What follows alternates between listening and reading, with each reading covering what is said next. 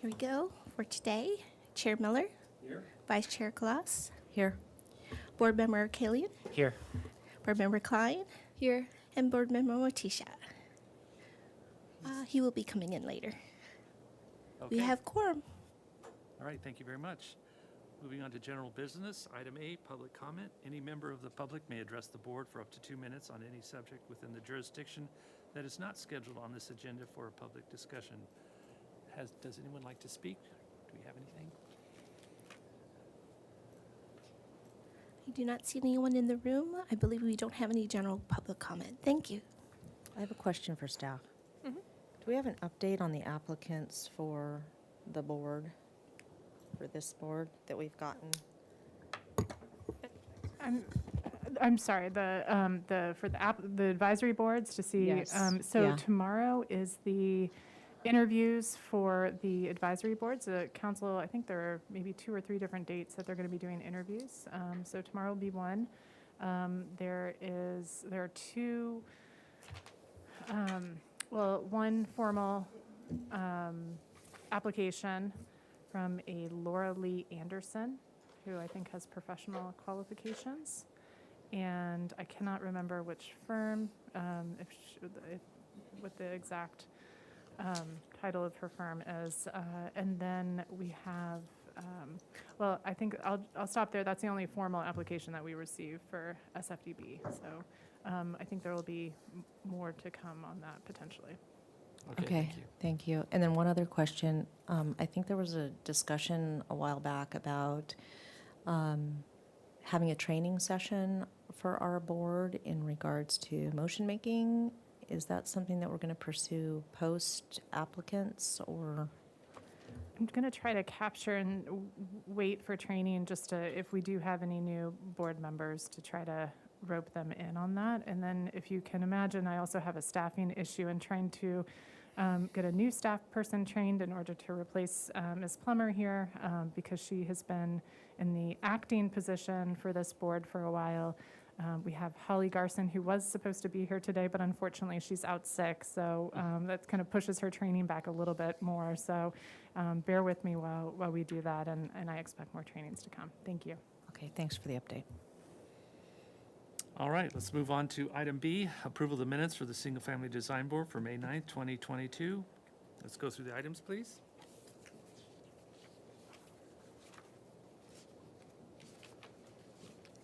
Thank you, Chair Miller.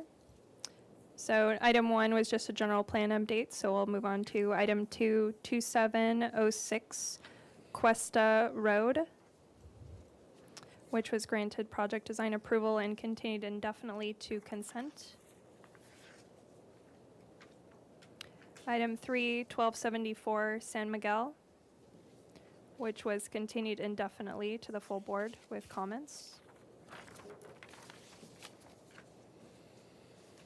Item 4, 130 Camino Alto Road, which was continued indefinitely to the full board with comments.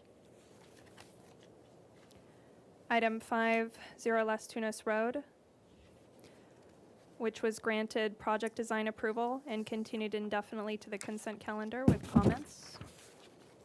I have one question on item D of that motion, Sure. and Ms. Klein, maybe you'll remember better than I. I don't know if they were proposing removal of any trees or not. I thought that I had seen on their plans replacement trees, which leads me to believe that they might be losing a tree or two. So I just want to make sure that we're capturing item D I think correctly relative to their plans, not necessarily relative to the way the motion was made. Thank you for the question, Vice Chair Kloss. My recollection is they're not removing any specimen trees. They might be removing 1 or 2 non-invasive species, but the rest of the project, as you saw, involves a whole tree replacement plan and all of that. So.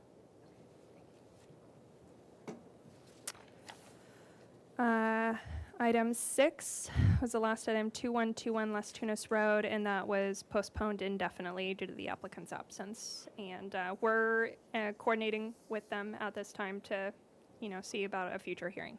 Thank you. All right, thank you. Hearing no comments or changes, may I have a motion for approval, please? Make that motion. May I have a second? I'll second. All right, thank you. May I have roll call, please? Here we go. Chair Miller, Yes? Vice Chair Kalas, Yes. Board Member Arkelian, Yes. Board Member Klein, Yes. and Board Member Matija. Yes. Motion passes. Thank you. All right, thank you very much. Okay, moving on to approval of the consent calendar for May 23rd, 2022. May we go through the items, please? Thank you. The consent calendar was reviewed by Chair Miller and Board Member Klein.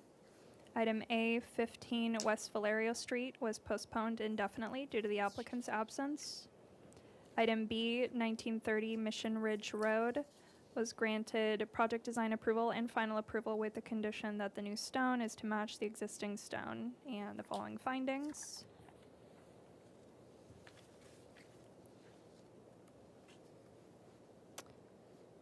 And item C, 933 Roble Lane, was granted project design approval and final approval with findings. Item D, 1735 Hillside Road, was granted project design approval and final approval with findings. And that concludes the consent calendar. All right, thank you. May I have a motion for approval, please? I make that motion. Thank you. May I have a second? I'll second. All right, thank you. May I have roll call, please? Here we go. Chair Miller, Yes? Vice Chair Kalas, Yes. Board Member Arkelian, Yes. Board Member Klein, Yes. and Board Member Matija. Yes. Motion passes. Thank you. All right, thank you. For the record, I just wanted you to let it be known that we didn't have a consent for May 9th. Is that correct? It was canceled. That's correct, it was canceled. Okay. All right, moving on to item D, announcements, requests by applicants for continuances and withdrawals, future agenda items and appeals. Do we have anything of that nature? Go ahead, Ms. Ginda. Just an announcement for tomorrow night at City Council. There's the appeal for 1460 La Cima Road that you reviewed and granted project design approval and final approval. Yes. And then Vice Chair Kalas has volunteered to be there at the appeal representing SFDB. Thank you. Thank you. All right, I believe we have no subcommittee reports at this time. So moving on to our first item, 910 San Carlos Road. If someone would like to come here to represent that project, I will read into the record. Proposal for a 496 square foot first floor and 440 square foot second floor addition to an existing 1,222 square foot single, and there's no one here. Chair Miller, I don't see the applicant in attendance yet. So let's maybe do a quick 5-minute recess before we start that item. Okay. Yeah.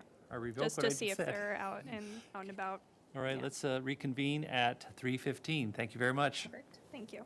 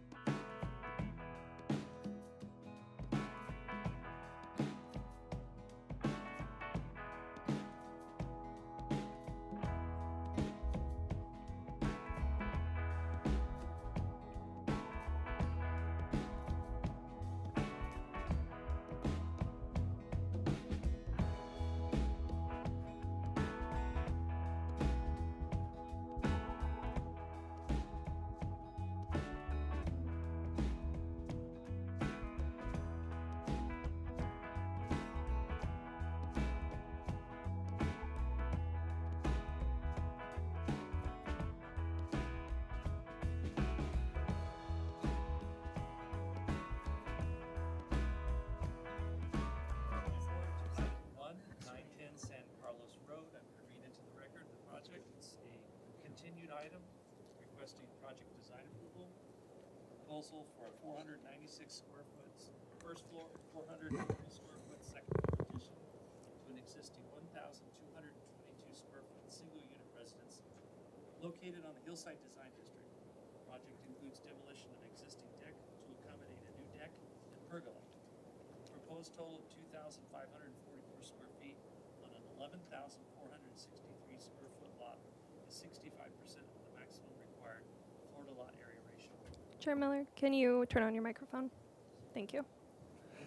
Project design approval is requested. Neighborhood preservation findings and hillside design districts and slope lot findings are required. Project was last reviewed on March 28th, 2022. Do we have minutes we could read into the record, please? Chair Miller, and we'll go ahead and start off with my screen with the minutes, just Okay. so we can go through that, and then we'll transition over to the applicant presentation.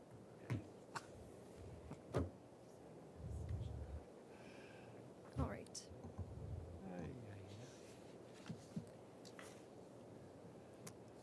So the motion was to continue the project indefinitely to the full board with comments. The applicant shall study the proposed roof lines of the addition to reduce ridge height. The applicant shall study the proportion of glazing areas on the addition, specifically the south and east elevations, to be more integrated with the existing style. The applicant shall provide a section along east-west direction. The applicant shall provide plate heights on first and second floor.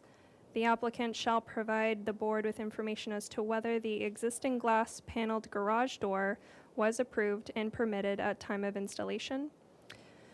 The applicant shall provide a landscape and/or existing plantings on the site plan. The applicant shall provide a solar design to denote shadows in compliance with solar access ordinance. The board appreciates the placement of second story on the site.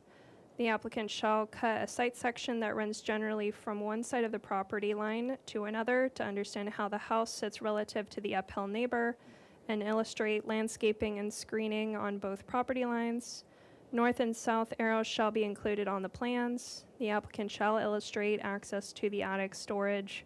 Grid lines shall be shown on the elevations and on any sections. Action was by Arkillian, seconded by Bretlinger.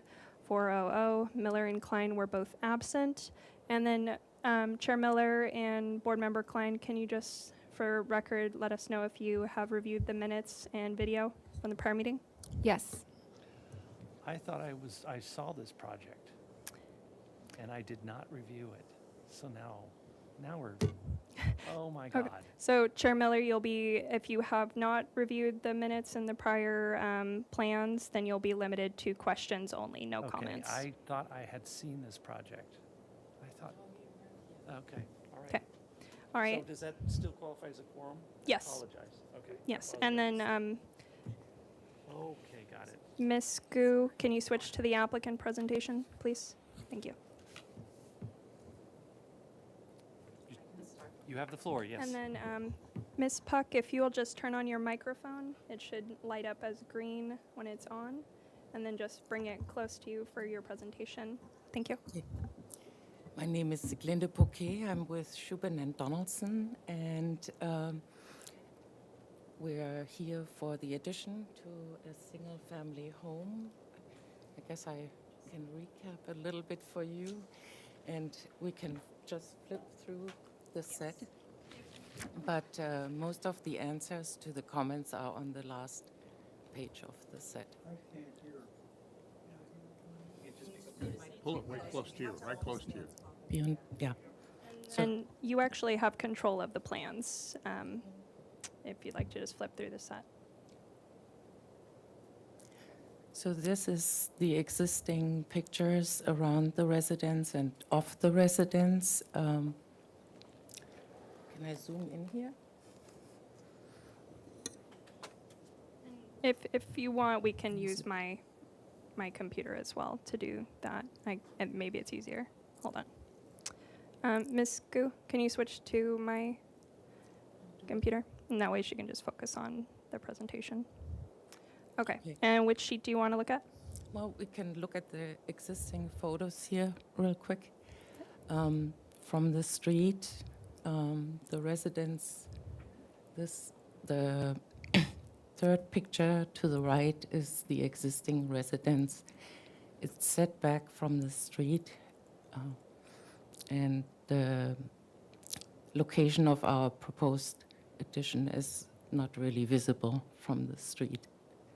It's nestled into the hill behind the residence. This is the garage door. One of the comments was whether it was permitted, and it wasn't permitted. The client just exchanged it, wasn't aware that it needed a permit, so we added it on. We added that to the scope of our addition here to get it permitted. It also sits back really far in the side, so on the picture to the right you see how far away it is from the street and from the other neighbors. I think Leslie, Mrs. Colas had concern about it maybe producing any glare or anything. I don't think it hurts the neighbors at all. If we can zoom out again. And scroll down to the next page, please. This is the existing survey. And if you scroll down a little more, we see the neighbor above.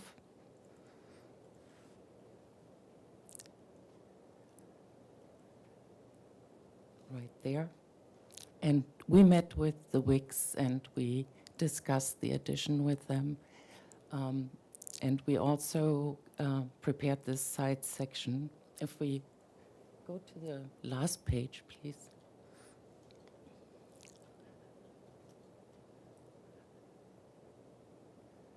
If you zoom out, please, there's a side section on the bottom there.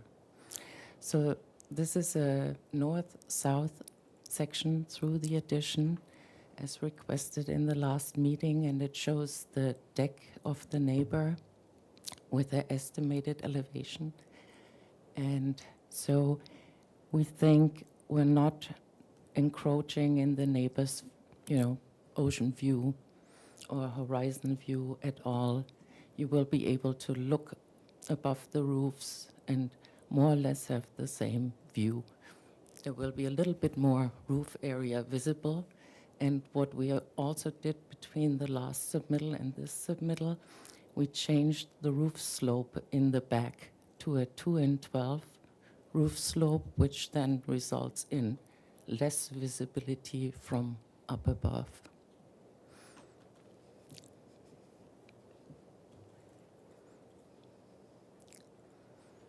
And then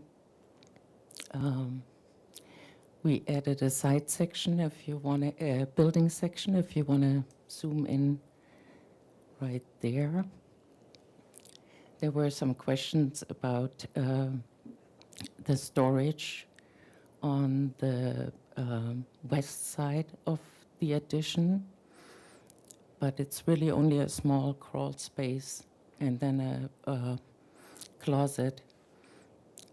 And then we are only at 6.5 foot height there. You also wanted the top of plate heights noted. They are now noted on the section.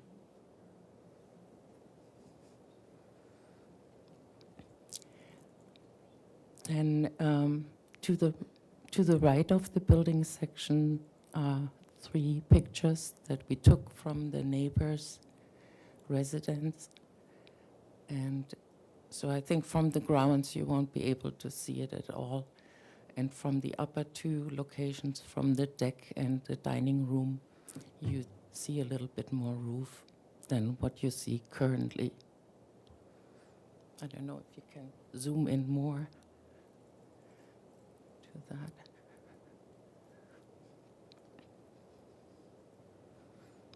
So in the foreground, you see the railing, and right behind is our existing roof and residence.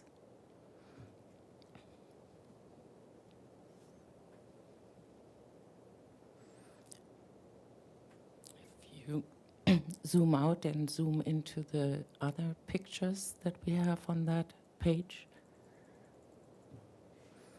that, right, these two is looking back from our addition back up to the neighbor. One is along the house. Our single-family home is on the left side here, and then one kind of more, what is it, northeast looking, and then if we zoom out further,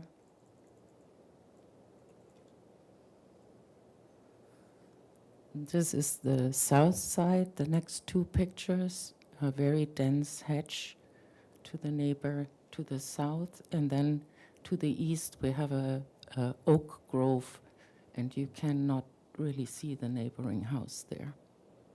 So it's very well shielded with landscape to the east.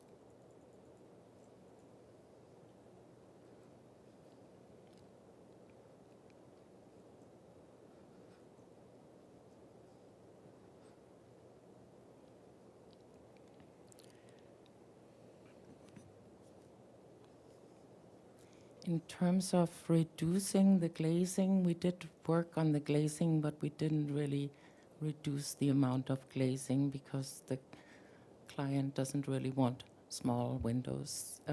So we enlarged a couple other openings of the residence to kind of blend in with that more. If we can switch to the exterior elevations.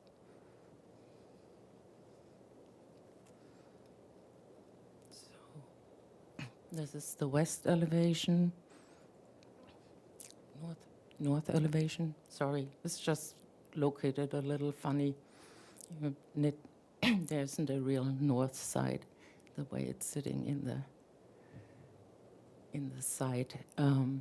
So west side, you see the addition, the privacy screen that should create some privacy between the deck and the neighbor above. And then if we go to the next page, here we enlarged another element to the right of the east elevation to blend with our addition. And then here, there isn't really any other windows on this elevation, and it's oriented to the view, and we don't think we're causing any glare issues with the amount of glazing and with the landscaping around the side. And then in the front, we also enlarged another window to just, make it complete.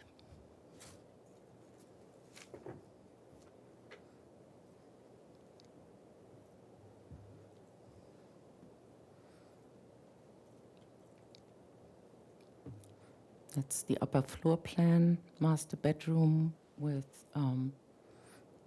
master bathroom and an exterior deck.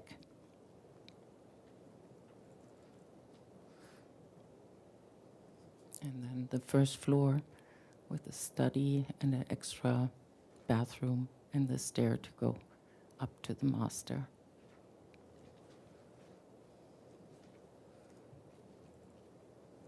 And existing conditions.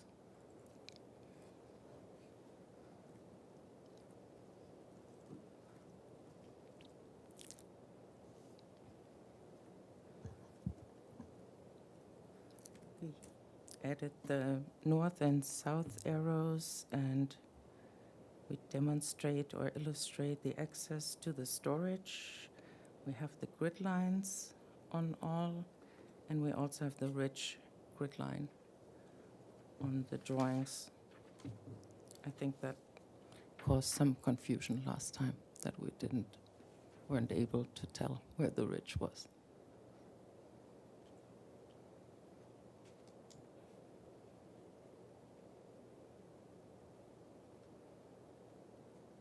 Existing landscaping, we have the photos, and we also notated that on the site plan. I think that addresses all the comments we got. All right, thank you very much. Thank you very much. Did we get any public comment, please? Thank you, Chair Miller. So I'll start off with, if you're attending the meeting and you would like to provide public comment via Zoom, you may do so by clicking the raise your hand icon, and that will notify staff that you would like to do public comment on this specific item on the agenda. While we're waiting for that, we did receive 2 speaker slips, one from Valerie Weishart, followed by William Weishart. So, Ms. Weishart, if you'd like to come up to the podium, you can have 2 minutes to speak on this item.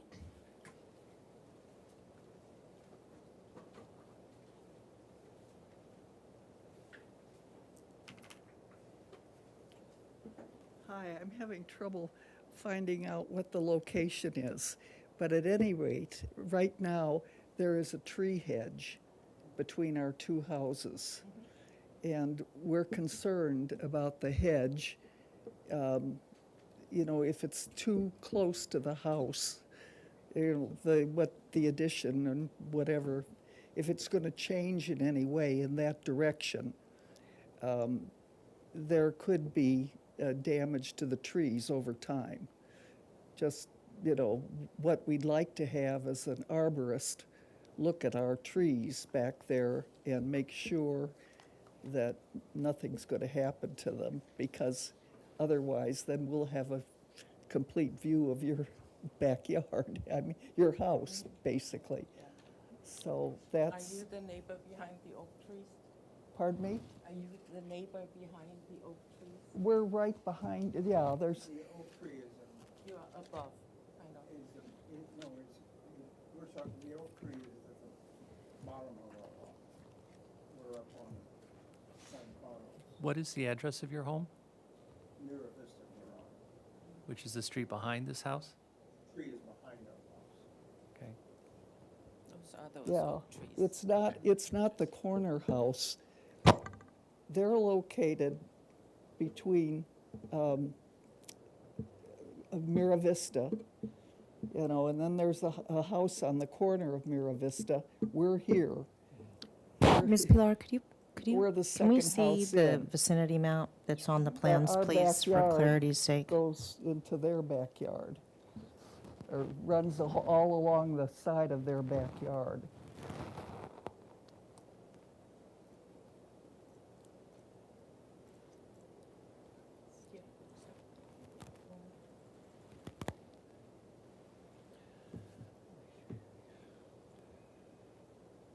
Are you 1823?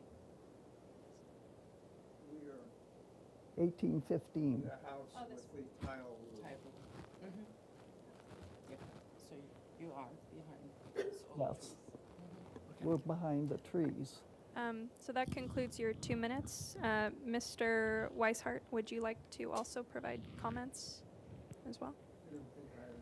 No, I think the main thing is that we would like to have an arborist look at our trees and make sure that nothing can happen to them because it's the complete blockage of your whole house from the back. Yeah. We Uh, have the Thank you. We'll address this during the questions portion. Yeah. Thank you. That c- Okay. We do have one person on Zoom. Perfect. And is there anyone else in the audience who wants to provide public comment on this item before we switch to Zoom? Seeing none, we'll go ahead and do that. Thanks, Okay, Ms. we'll Gu. go ahead and unmute Ben. I would like to make it a condition, of approval, that we have an arborist. Ben Dinner, are you online? I need you to unmute, please.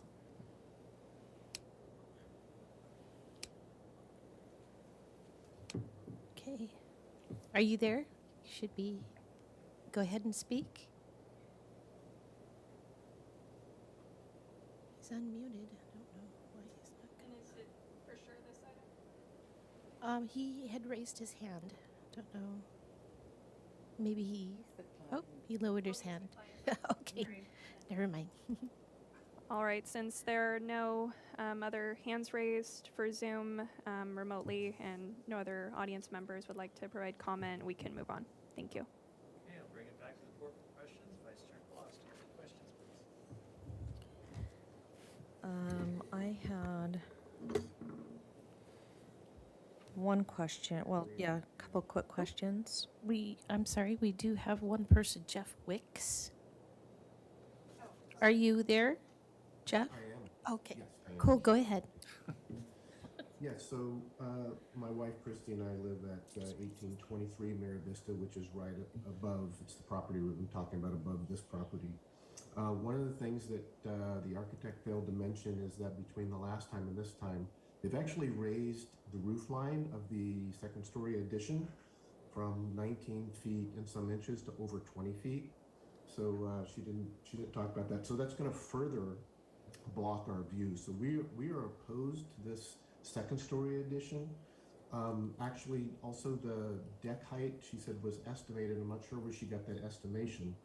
Our deck height sits lower than their current roof line. So it's not above the chimney line as it appears in A4.00. When we allowed the architects to come over, one of the questions I asked her was, can't you build out toward the front of the house? And they said they considered that, but since it would take longer to get approved, they didn't want to go that direction.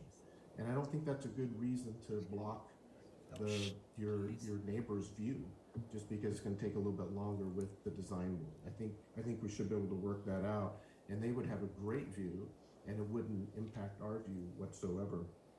I'd like to ask that story poles be put up, and I'd like to invite the board over to my home to view what this block would actually mean. We would no longer see the downtown Santa Barbara, such as the building that you're all in right now, the harbor, the wharf.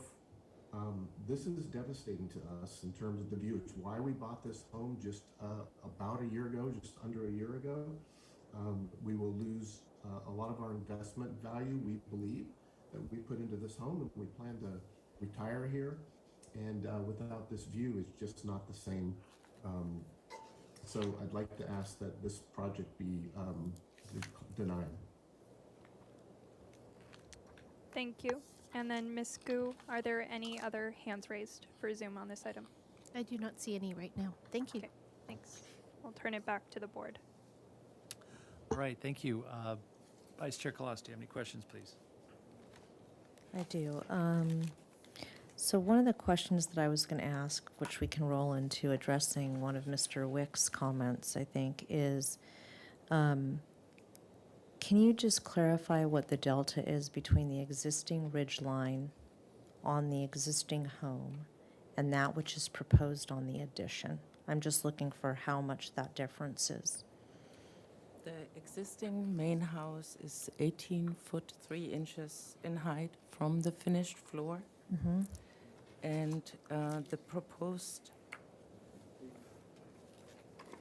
the existing main house is 18 foot 3 inches from the finished floor, and the proposed new roof over the garage is 20 foot 1 inches from the finished floor, which makes it 21 foot 10 from grade.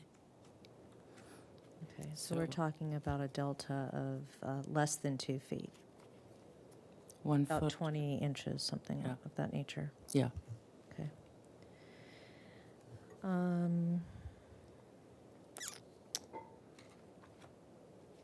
Can you tell me if, and I honestly don't know the answer to this question, so you can help educate me. Do current codes require that an occupancy sensor or a vacancy sensor be associated with a switch that would be in a garage?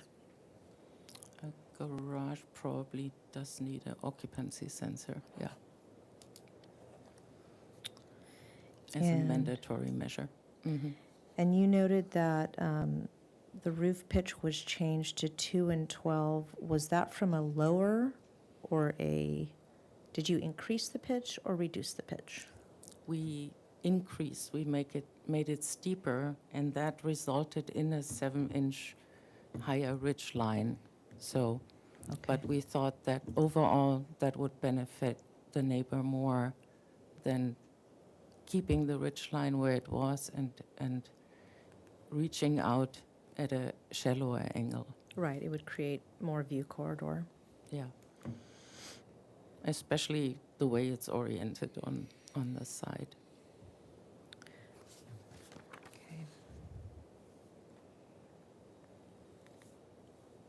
And can we see the section, the north-south section cut that you did that demonstrated the deck height relative to the existing residence? Can we see that again?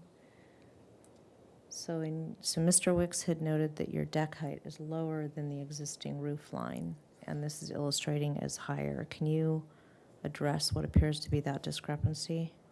Well, we asked Mr. Wicks to provide us the elevation of the finished floor or the deck, but he wasn't able to provide that to us. So what we show is kind of an average on Google that we get for that area.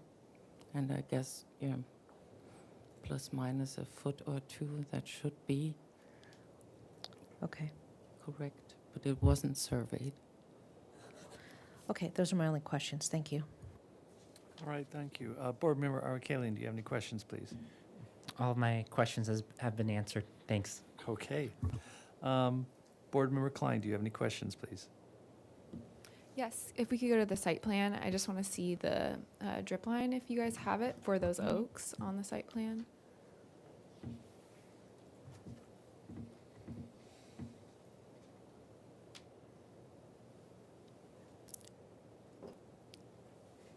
So the oaks that are in question, can you point where there's an addition nearest there? The deck The would deck. be Okay.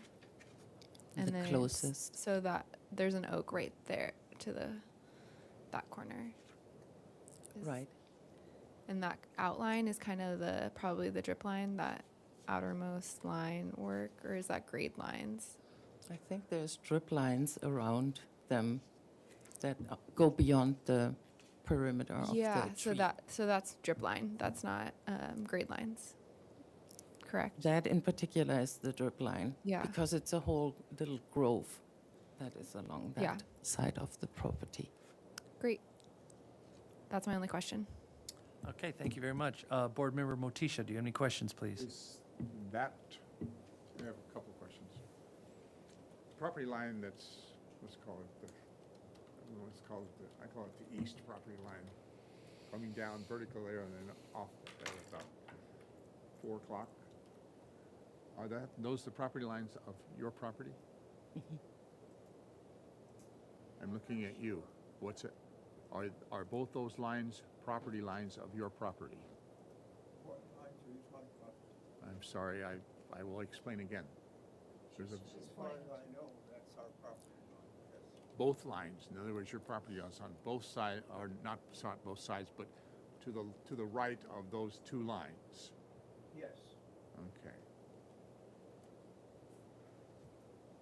And the trunks of the trees are, Trees actually cover the whole back of their yard. yes, I know, but the trunks of the trees are indeed on your property, not on Well, theirs. all of the trees are on our property. Yeah, Yeah. okay. All right, and I'd like to see, if we could turn back to the change, you say you enlarged the windows instead of We took doing a what couple. we kind of addressed, and your solution to it was to enlarge some windows to make them more. To make the house, Could you show me those windows again? I think you had, they are on the east and west elevation.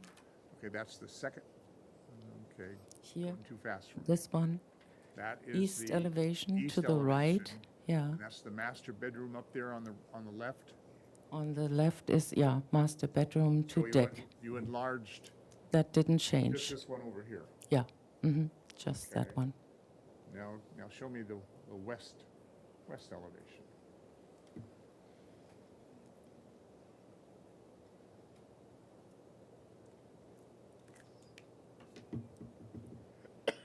It's the window to the left, Oh, the one in the color. gable right there. Right.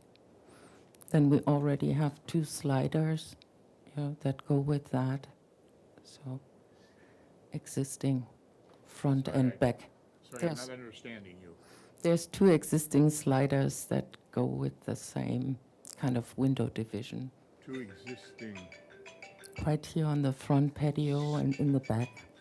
excuse me. I apologize. Never know if it's on or off. There are 2 existing sliders right in the middle of that existing, right there? Right there. Are those Mhm. added? No, those They are are- existing. they I guess are the bigger. comment was to make the addition more like the existing house. And our response to that was that we want to rather make the existing house more like the addition. That slider there, we're in the existing house and they are still there. Is that true? They were there, yeah, they're still there. Yeah. You just didn't indicate in blue because you didn't change them. Yeah, we are not going to change them. They are existing to remain. It might have looked a little bit more to your advantage if you had painted them blue too. Well, we wanted to differentiate between new and existing. And the front door is right in the middle? Here, yeah. Mhm. That's the front door. Yeah. I've seen this several times, but it's because it's cocked at 45 degrees. Mhm. It's always mixed me up. Okay, that's all my questions. Thank you. All right, thank you. I have a couple questions. I'm allowed questions, right? That's it? Okay. Actually, this is for the city. What are the ordinance for oak tree preservation in terms of this, within the city limits of Santa Barbara? So this project does not include any removal of oak trees. If an oak tree was to be proposed to be removed, we would require an arborist report, and we have a 1-to-1 replacement at least. Okay. I noticed that on the site plan, you said that all the trees were on your property, but it looked like one of the trees was on your property. I think so, yeah. So not all the oak trees are on, so it's like you share the different oak trees. Let's look at the vicinity map, maybe. Just for my own education for the board and the public, say you do have a very large oak tree that has an extremely substantial, over 10 inches in diameter. Is there a specific fee or process that a person needs to go through if they're going to remove that tree? Yes. And- There is a tree removal process. There are fees associated with that. It would be reviewed by staff. I'm not sure if it would be something that would go before your board as, say, a consent item, but it would absolutely be reviewed by the city. Yeah. Okay, very good, thank you.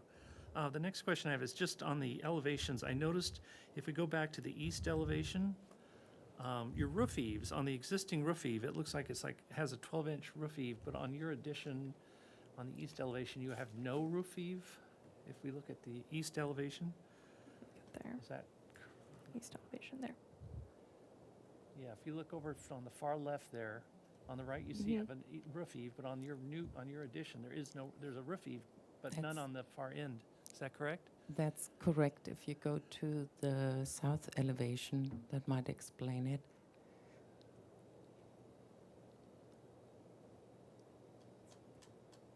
There's a material change from the existing to the new, right there, and that's why it jots out and goes to the edge. Just that. Sorry, Just may I that. interrupt? Well, let me, I'm questioning it too.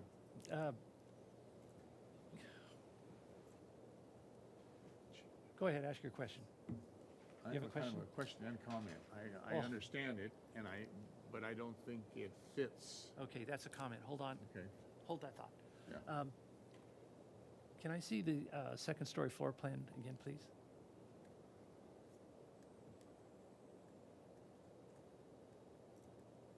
Okay, I got it. Okay, those are my questions. Okay, I'll bring it back to the board for comments. So Vice Chair Colas, do you have any comments, please?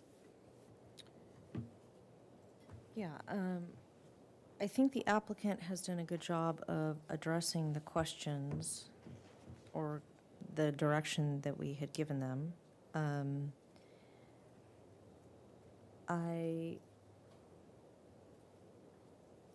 Based on the photos that we're seeing and what I'm seeing far afield, I don't think that there's going to be a significant impact on views from this addition. And, you know, I'll say what we say frequently at this board, which is that we don't have purview over private views. We encourage neighbors to talk to one another and design around those, but we do not have any purview over that. I'm struggling with this project because I think that you guys have been sensitive to the neighborhood in that from the street, this appears consistent with the architecture of the home. But when you come around the side, or you see it from the back, or from perhaps the Wicks property, or Mr. and Mrs. Wisehart's property, there's significant incongruity. You're introducing something that feels very modern to the back, but you don't see that from the street. So I think there's been sensitivity to the neighborhood considered as part of the design, but I don't know that it really meets our guidelines. So Section 11 of our guidelines notes that a definite architectural style should be chosen and pursued, and that all portions of the design should be harmonious with the character of that style. And I don't know that I can make a finding of consistency with the guideline based on what I'm seeing. So I'm struggling with that. And I'm also struggling with the comment that Mr. Wicks made, and this is hearsay, but in terms of what he imparted in terms of conversations that went on, you know, there was conversation that, yes, we could push out the front, but we don't want to do that because we're going to have to go through a gauntlet of issues with the city. I don't know that this meets the step-down criteria in our guidelines for a hillside parcel. And I think that if you were pursuing an addition on the front, that there would be more opportunity to step it down. So I think you've addressed the bulk of our concerns. I'm not concerned about the height and views. I think the effort to change the roof pitch was a good one because it maximizes the view corridor for the uphill neighbor. I'm concerned that there may have been changes to fenestration that preceded this project. I don't know if those were permitted or not, given the fact that the garage door change wasn't. I question whether some of the other items were, and now we're matching those. And so that creates a concern for me also, because they don't seem like they would be, some of the fenestration seems like it's much more contemporary than would have been typical on a home of this sort of cottage nature. Those are my comments. All right, thank you. Board Member Arkalian, do you have any comments, please? I do. So I noticed in the new revision that on the second story, the transom windows at the north, south, and west elevations have been removed. I believe that change is more aesthetically appropriate. I'm on the south elevation sheet A3.02. So I'm looking at that full height window, and I would just ask the applicant to study the size. I just feel like it's pretty close to the building edge. So either changing the proportion just to restudy the size or the height. Other than that, no other comments. Thank you. All right, thank you. Board Member Klein, do you have any comments, please? Yes, I would say that the mass bulk and scale is appropriate per our guidelines. It's not a significant height change. And as far as the oak, I would like to add a condition just in construction for tree protection measures. And just so it doesn't appear like it's going to be a significant change. I looked at the drip line, but just having those conditions in construction to be careful. So having tree protection fencing and whatnot, and just so everyone knows, you can go 20% into the drip line without any harm to the tree. All right, thank you. Board Member Motisha, do you have any comments, please? Yeah, I have questions about that east or that south elevation that we're looking at. And I agree with your comments, Board Member Claus. Changing, you look at that elevation right there, one kind of architecture on one side, and all of a sudden we change to a modern architecture. Almost looks like there's a flat roof up there. There's no overhang. I don't know how you said it very eloquently. Explained what you were trying to cover. Thank you.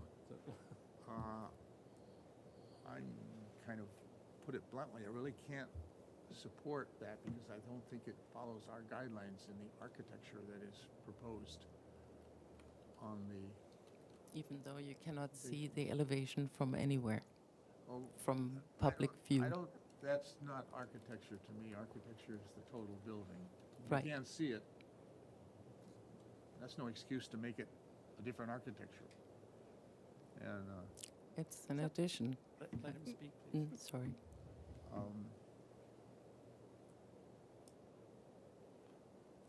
yeah, that's my, other than that, I think you've covered some of the other things that we asked you to do, but I think this is, by enlarging those windows, you kind of ignored this, and we pointed out this elevation before, with these Yeah, big windows that please. are coming off the master bedroom. And that's all my comments. I won't go any farther. I think you've got the gist of what I'm trying to, or what Board Member Kalas was dealing or driving toward. Thank you. All right, thank you. I cannot make any comments, so I will not, for better or for worse. So let's see, they're here for design approval. If you can grant that, if someone would like to entertain a motion, if you'd like them to return with comments, that is definitely your purview. Would someone like to draft a motion, please?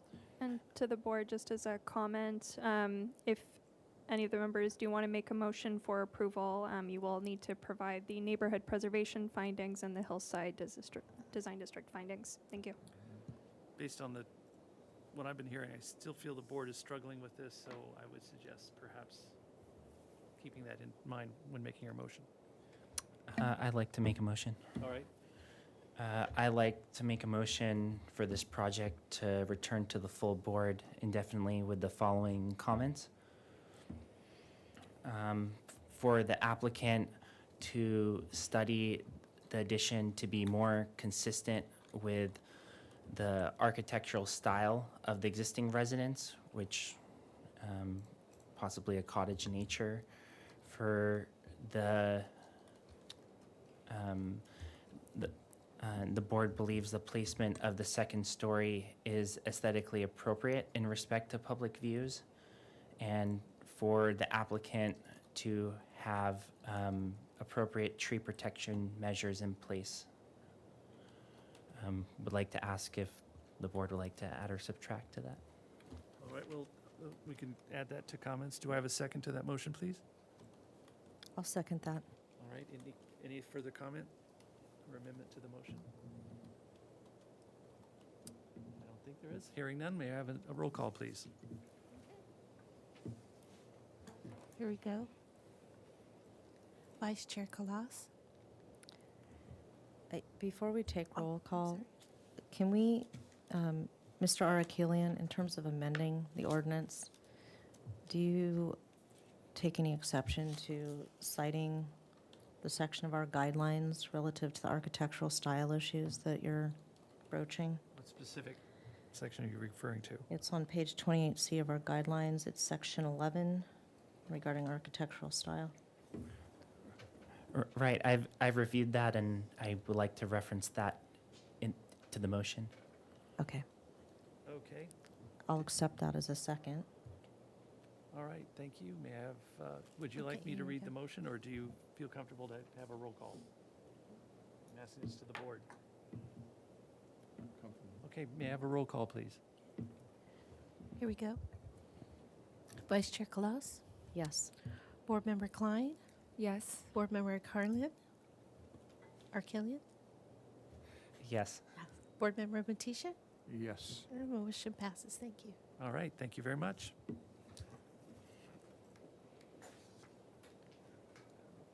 Thank you, Ms. Bouquet. Thank you. All right, moving on to item 2, 2315 Edgewater Way. I hope to God I was at the previous meeting. Okay. Proposal to demolish the existing two-story single-unit residence and attached garage located in the Hillside Design District and appealable jurisdiction to the coastal zone, and construct a new 3,285 square foot two-story residence with an attached 730 square foot two-car garage, 600 square foot basement, and 625 square foot accessory dwelling unit. Project includes a new pool, driveway replacement, removal of several non-specimen trees, and hardscape and landscape improvements. The proposed total of 4,640 square foot on a 22,651 square foot lot is 98% of the maximum guideline floor-to-lot area ratio. Planning Commission review and approval is required for a coastal development permit. No final appealable decision will take place at this hearing. Neighborhood preservation findings, hillside design district, and slope lot findings and grading findings will be required when the project is reviewed for project design approval. Project was last reviewed on April 11th, 2022. Do we have minutes to read it into the record, please? Thank you, and I will go ahead and do that. Just bear with me for a moment.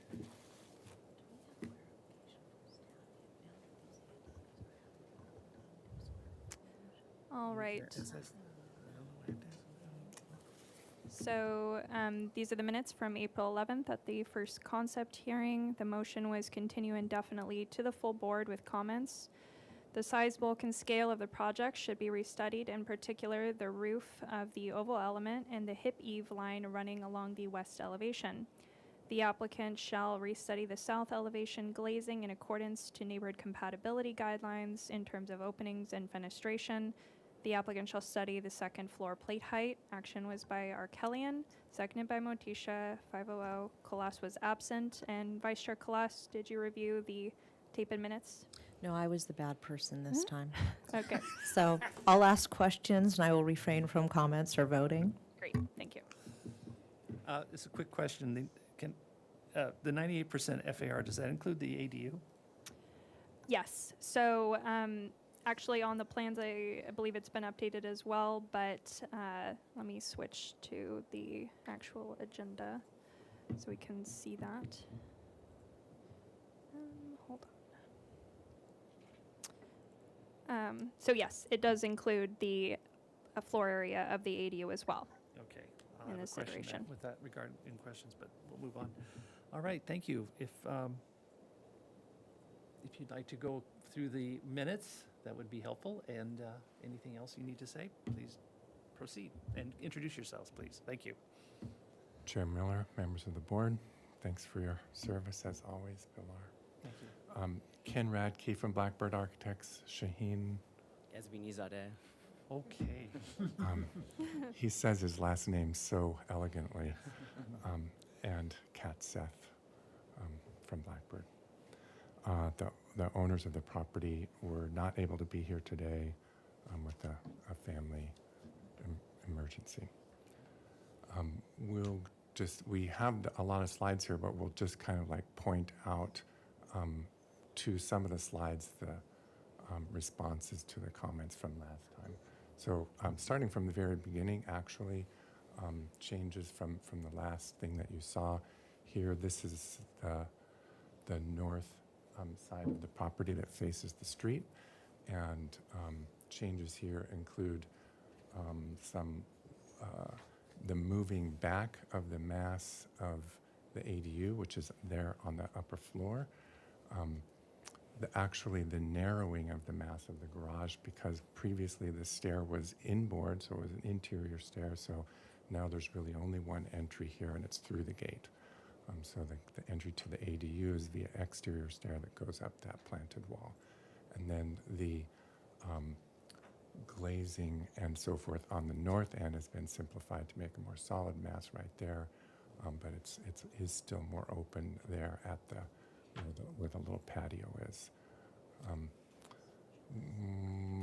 Shaheen, we might actually go all the way to like page 18. So see that we just skipped 17 pages in one shot. Site plan, just to remind you where everything is. So it's a long, narrow lot, and it's got setbacks on the side and to the street, and a bluff top setback, all that's been studied by the geologist and is in here.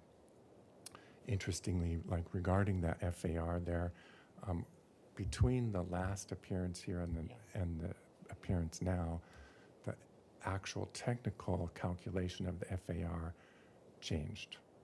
The ADU ordinance went into effect, and I personally believe it was a down zoning for the city of Santa Barbara, because now the FAR includes ADU, when before it was mandated to not be included. Be that as it were, our project is actually slightly smaller from last time. So we were at overall 99% of FAR with the ADU included. Now we're at 98%. The house itself is at 84.9-ish, and the ADU is another 13 point something percent on top of that. So all in all, a total of 98% FAR of the guidelines, of the Right. I get what FAR you're saying. requirement. So then if you go to the next plan, I think that you can even just go to ground floor, I think is good. Ground floor plan, yeah. Changes here are minimal, but you can see that at the far left, at the north, some more trees have been planted in this triangular sort of area proposed in the sort of tree line setback.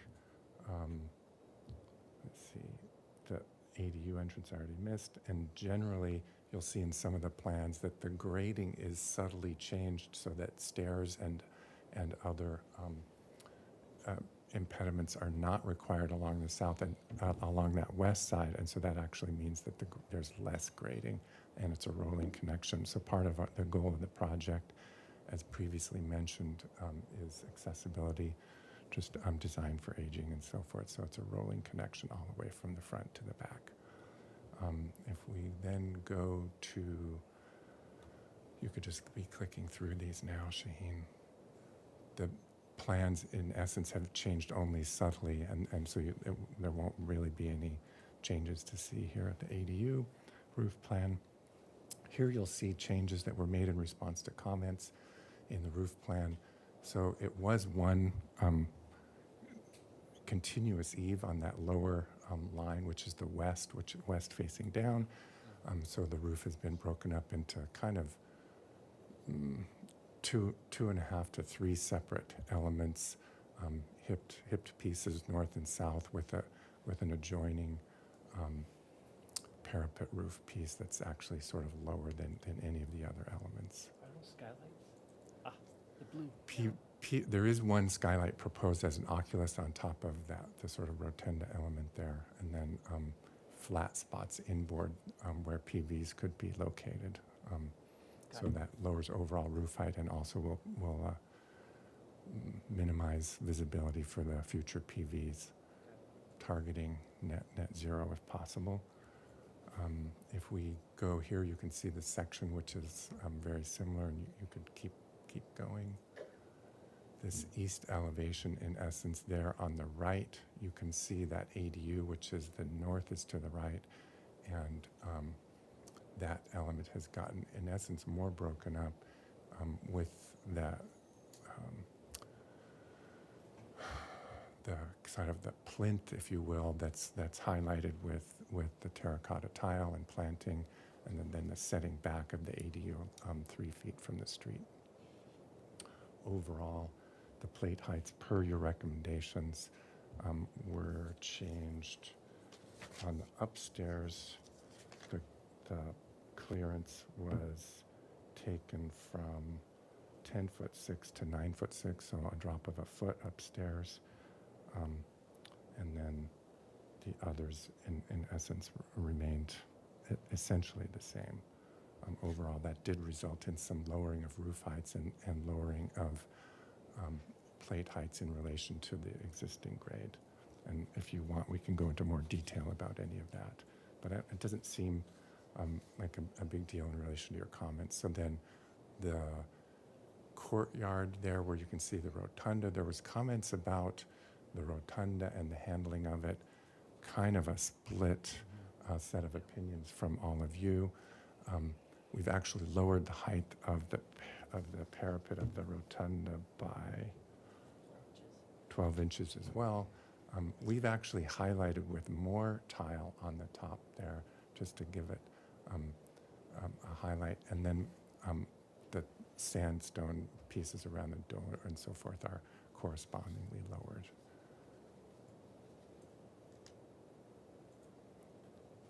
This was the one main focus of comment last time. It had a continuous eave along the west, sort of Italianate, and this is then more broken up and playful, starting from the left, at the ADU, then the ADU altogether, which is the part that faces across a driveway to a neighbor. That glazing has been reduced by 54%, right at that stretch at the ADU. A little call out of the fireplace and just a kind of like a piece that hops out but is small. Then the eave carries on. That little middle section in the middle of the building steps back at the upper floor, and then steps back more on the ground. That's parapeted with the tile detail. Then that hipped eave on the southerly hipped element.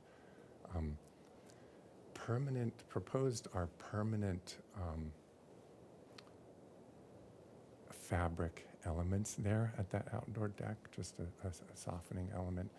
And then generally the fenestration on that south part is more divided with larger elements. So this is that last set of comments. So previously it was continuous, so horizontal and vertical divisions to match the palette. Also the loggia of the ground floor is 8.5 to 9 feet deep, so it's a very deep shadowed loggia with a header, a wood header, and so there would be a really good shadow line, and then those very large divisions to the whole thing. But it's edge of the continent, so it's a glorious view that the clients are really looking forward to. And we're available for comments All right, thank you very much. or questions. All right, do we have any public comment, please? For this particular item, I don't have any written comments submitted. And let's just give it a minute to see if you're attending the meeting via Zoom and you would like to make oral comment on this particular item on the agenda, you may do so by clicking the raise your hand icon. That'll notify staff that you would like to speak. And once that's done, we will unmute you. I'll just give it another couple seconds. Do you see any hands raised at this time? At this time, I do not see any hands raised yet. And to the audience, is there anyone who would like to make public comment on this item agenda? Seeing none, and still no hands raised? No hands raised yet. 2315 Edgewater Way. Okay.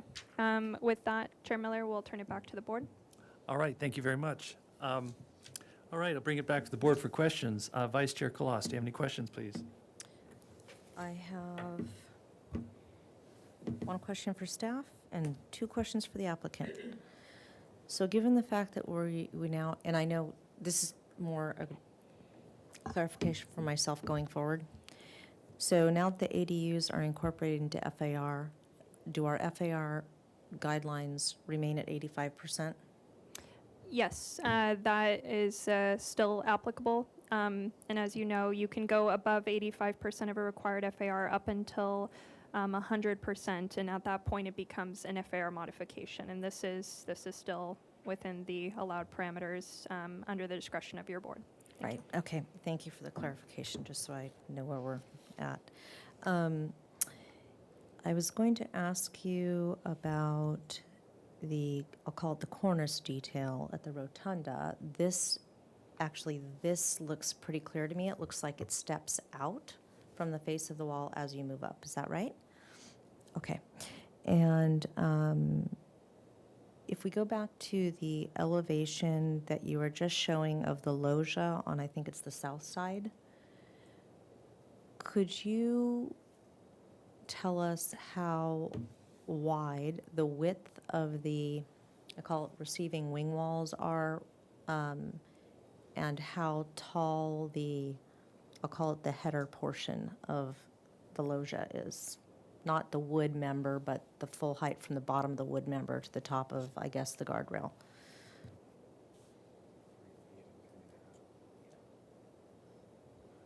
Three feet wide on left and right, and 3.5 feet across the loggia. That was it, thank you. All right, thank you. Board Member Arkalian, do you have any questions, please? No questions. All right, Board Member Klein, do you have any questions, please? No questions. Board Member Motisha, do you have any questions, please? Yeah, entrance to the house. That is the entrance to the front door, or is the entrance into the rotunda? True? And the rotunda is only for the house. The entrance to the ADU will be in front of that, to the side of the garage. And that's what that line, well, that, right there, we see it right Yes, you can see in the lower elevation, there. That's the entrance. yes. And there is still, if I remember right, there was an entrance down on the first floor from the main house to the ADU. Is that still On the second floor, there's an entrance into the ADU. from the second? Okay, from the second floor. Well, they both connect to an outdoor walkway, if you will. Okay, covered that's the outdoor connection. It's not an walkways. interior connection. It's an No. exterior. Yes. Okay, and that's outside. Okay, that's outside that rotunda, not into that rotunda. Okay. Yeah, that's all my questions. All right, I have no questions, so I'll move it to comments. Board Member Arkalian, do you have any comments, please? I do. I appreciate the improvements along the west elevation, particularly the roof lines. I believe they are more aesthetically appropriate and compatible with the neighborhood. Along the north elevation and the south elevation, second floor, I believe the glazing areas there are more aesthetically appropriate, and I appreciate the improvements made by the applicant on those. I'm still, despite the applicant's explanation of the first floor glazing wall along the south elevation and how it's recessed as a cove, I'm still struggling with just the proportion of that wall. I do want to hear what other board members have to say, but I would ask the applicant to consider a possible reduction to that or a removal of the transoms, some kind of study. In terms of the oval building element, I would like the applicant to possibly study a low-pitched tile roof. Since the last time the applicant has come to the board, I've come to look at different oval building elements in the city and and have seen just a low-pitched tile roof as a possibility, and I believe that it would be aesthetically appropriate for this style. Other than that, those are my comments. Thank you. All right, thank you. Board Member Klein, do you have any comments, please?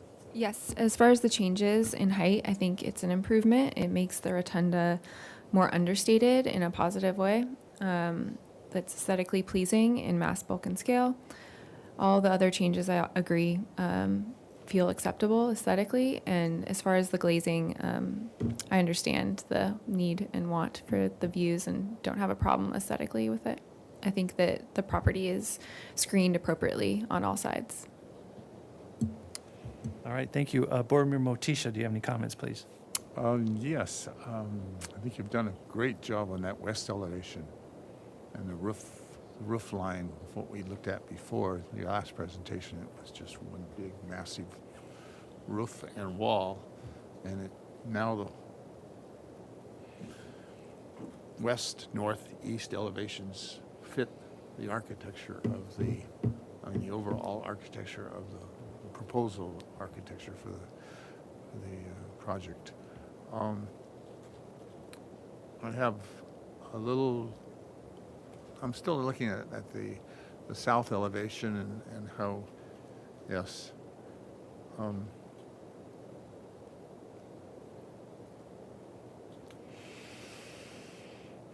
Changes the architecture of that. I don't know why, but it changes the south, or the east, west, and north elevations are very. I've gone to Italy a couple of times. It's very Italian, Romanesque. What would we call it? Classic, yeah. But this elevation is not, and I'm trying to figure out why it's not. And I think maybe it's the fact that we have such a tall ceiling in the lower, either that or the short, flat mansard. I call it a mansard roof that faces the south. It's too squatty, and you lose the architecture of what you have on the other three sides. But that's,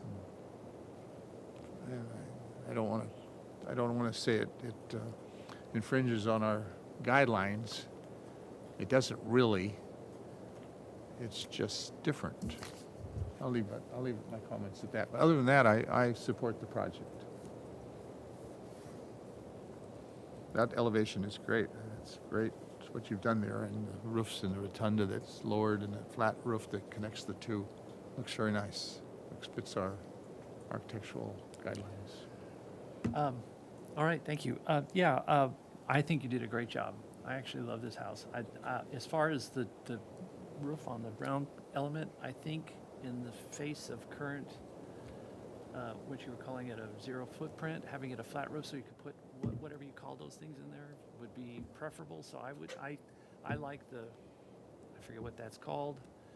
I've drawn that detail a lot of times. As far as the south elevation, I don't have a big struggle with it, other than, you said it's pulled back 8 feet. So if you can imagine standing there looking out the window, when you're looking up, most of it you're going to see is a ceiling. So it might work. I was just thinking if possibly, if you were to make the top thicker than the sides, just for proportion, it might work, the proportions might work a little easier, other than having, because it looks a little too thin, because based on the width, just widening the upper. But otherwise, I have no problem, because I know it looks out onto an ocean, and they're trying to take advantage of the spectacular view. So it's not really being seen by anyone unless you're a fisherman out in a boat. The sides, I don't even think there's going to be a serious lantern effect, other than warning people not to crash into the cliff. I really think this has come a long ways. I really like it. I think it fits well with the neighborhood. I like the fun way of how you approached all the different shapes and stuff. So I don't really have a problem with the back elevation, like I said. It's not.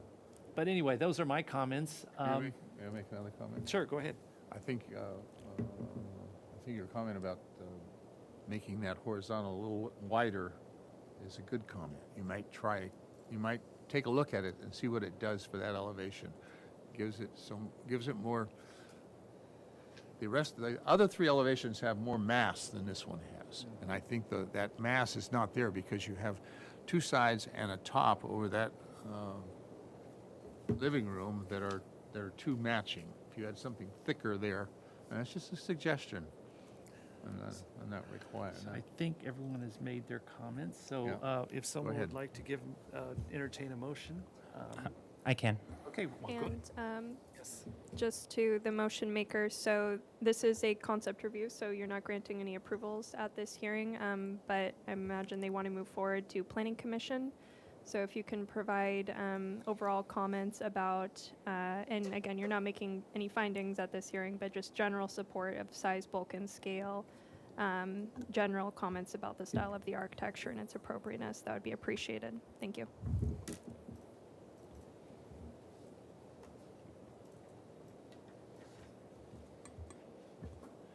So I would like to make a motion for the project to go to Planning Commission with the following comments.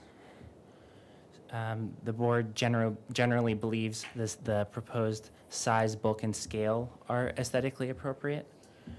The board generally believes the massing and roof lines along the west elevation has improved and are aesthetically appropriate. The board generally believes the proposed glazing at all elevations are aesthetically appropriate. And at the south elevation, for the applicant to increase the mass of the horizontal building element between the first and second stories. And that's all. All right. Thank you very much. Do I have a second? I second. All right. Can I add something? Yes. Just to study that south elevation mass, just add the word study instead of change. Is it move or the motion of, Yes, yeah, for the applicant to study the mass of the horizontal building element. Second is agreeable. okay, thank you. May I have a roll call, please?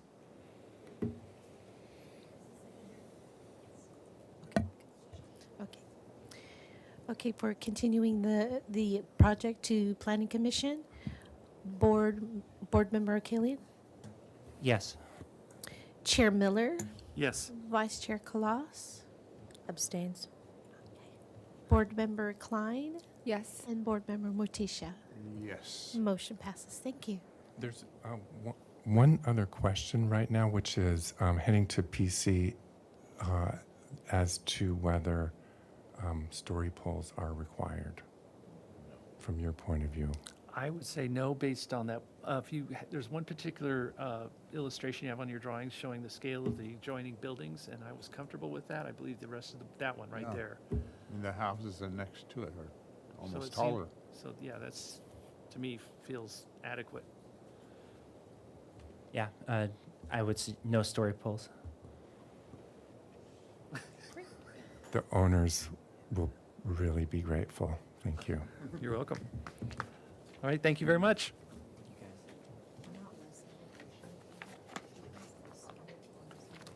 Okay, we need to move on. Ms. Claus.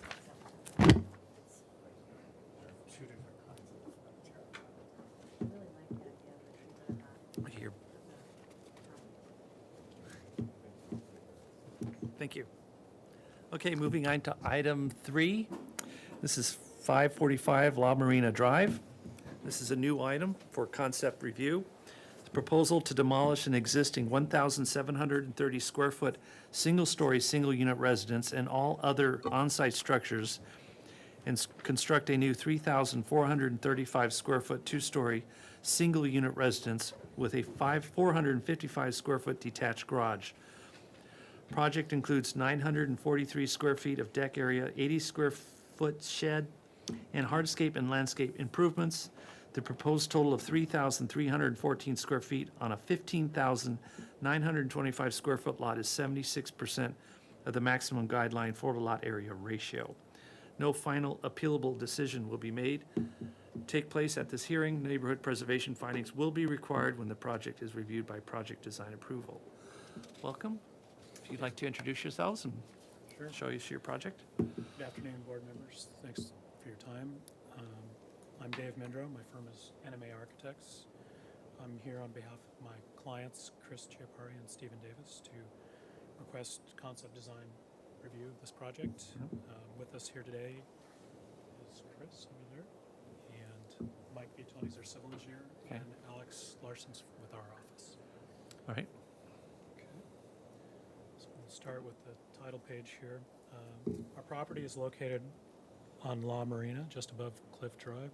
Let me find the mouse here, right in this area. It happens to be next door to a project you recently reviewed, 549 La Marina, that was presented by Tom Noshner, if that familiarizes you with the site.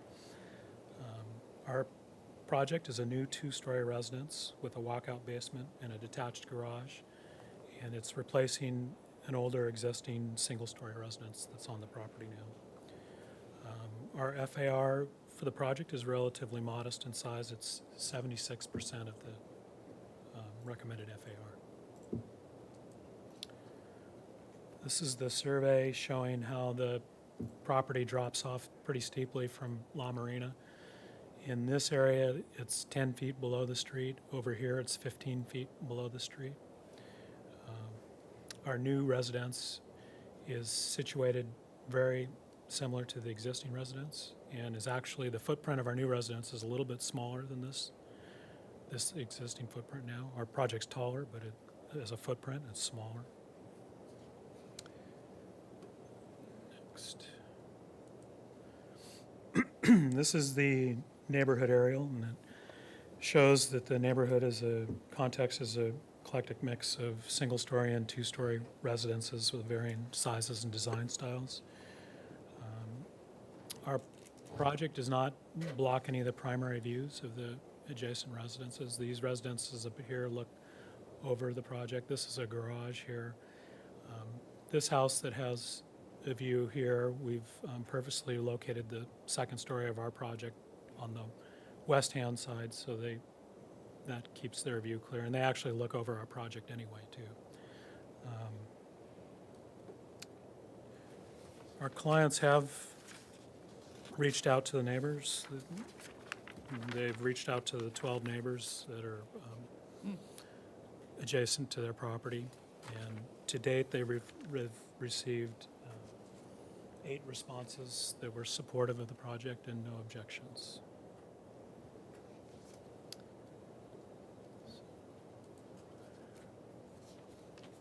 These are the views of the houses in the neighborhood. Again, just showing that it's a mix of styles and single and two-story homes.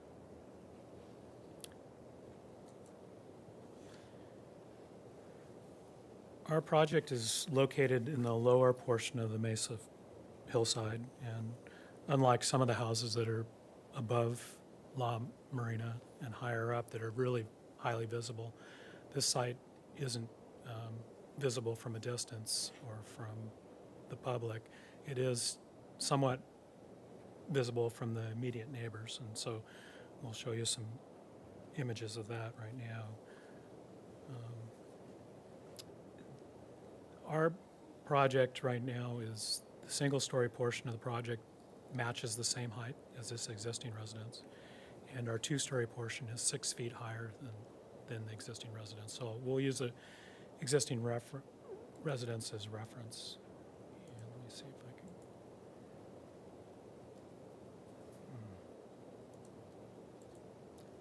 Trying to get to the marquees.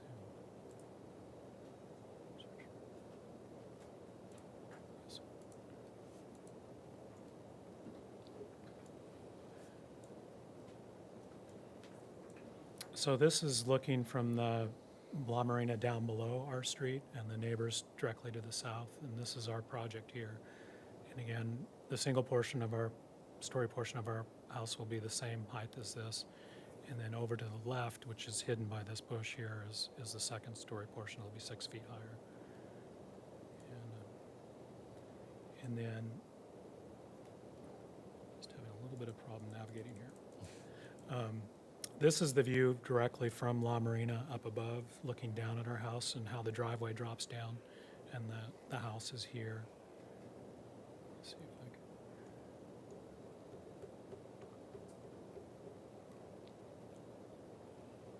can. So again, the existing house and our house are stepped quite a bit down from the street. And the single-story portion of our house follows this line, and then it raises up 6 feet at this location and goes into the large existing podocarpus tree. And then as you go up the hill, it's even less visible here.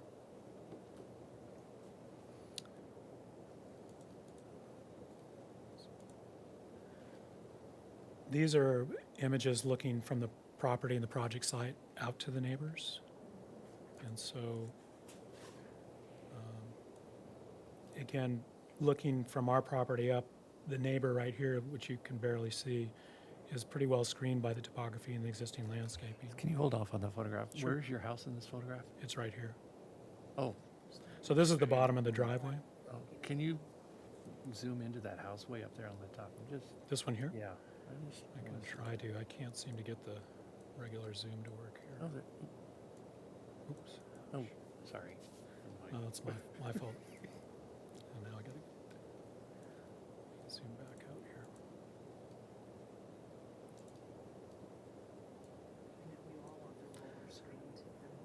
Well, I have the marquee zoom with the right-hand click, but it was here last time, but it's not here this time. Does that help? Yeah, that's fine. Okay. Sorry. So, and again, these are the houses that are more visible up on the, further up the hillside. This is the view looking towards the west, and it's well screened. The view to the south is well screened, and then the view to the east.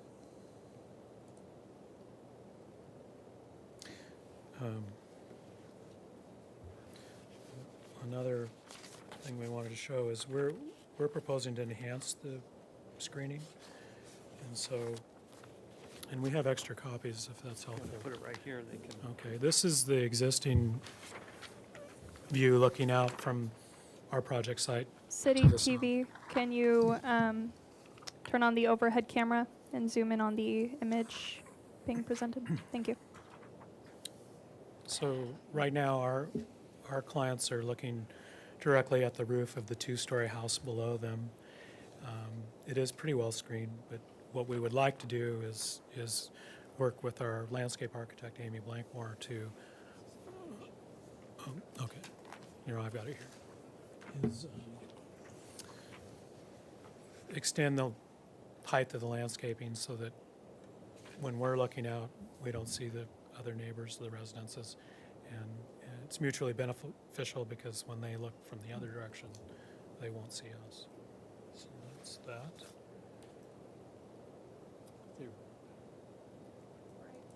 This color's weird.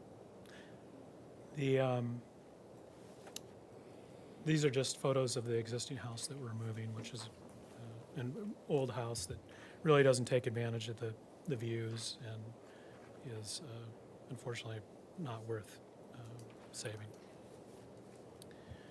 These are the site plan in the site sections. We're done with these, I believe. So again, we're locating the house in the same location as the existing house. The footprint's slightly smaller.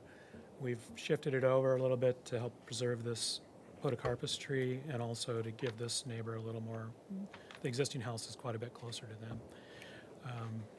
Our setbacks are very generous. The setbacks range from 21 feet 9 inches to 25 feet 10 inches on the east and west sides, and our house is 62 feet minimum from the house to the south. And so those are substantially more than this required 6-foot setback. The building height you can see on these 4 site sections, this is the line of the 30-foot maximum height allowed. For much of the house, we're well below that. And I'll zoom in a little bit here.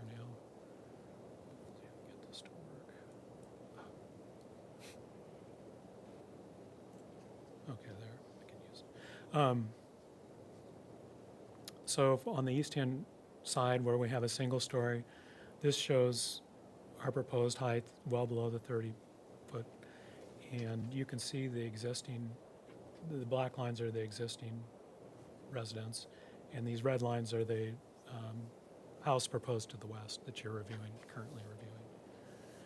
As we move towards the west, then there is a smaller second-story addition, again, all below the 30-foot setback, 30-foot height limit. And then on the eastern sides where we have the full second story, and again, it still meets all the requirements. And as you can see, the existing house is here, and the highest point of our addition is 6 feet above that.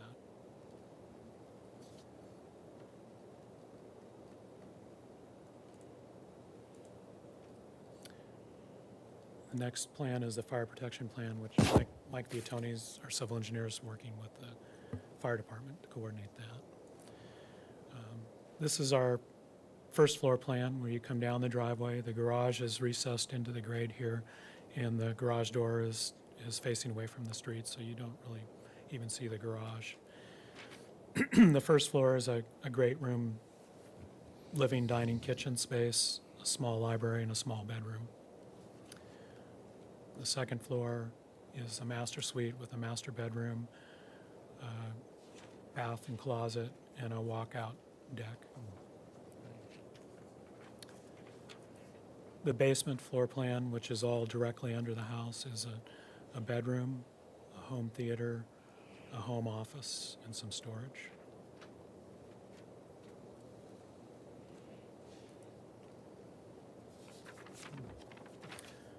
And these are the perspective views of the house. And as we already discussed, this part of the house matches the height of the existing residence. Then we jump up 6 feet higher for the master bedroom, second floor master bedroom. This shows how the garage is recessed into the site, and the door isn't facing the street. I'm going to try to zoom into this one image here to talk some more.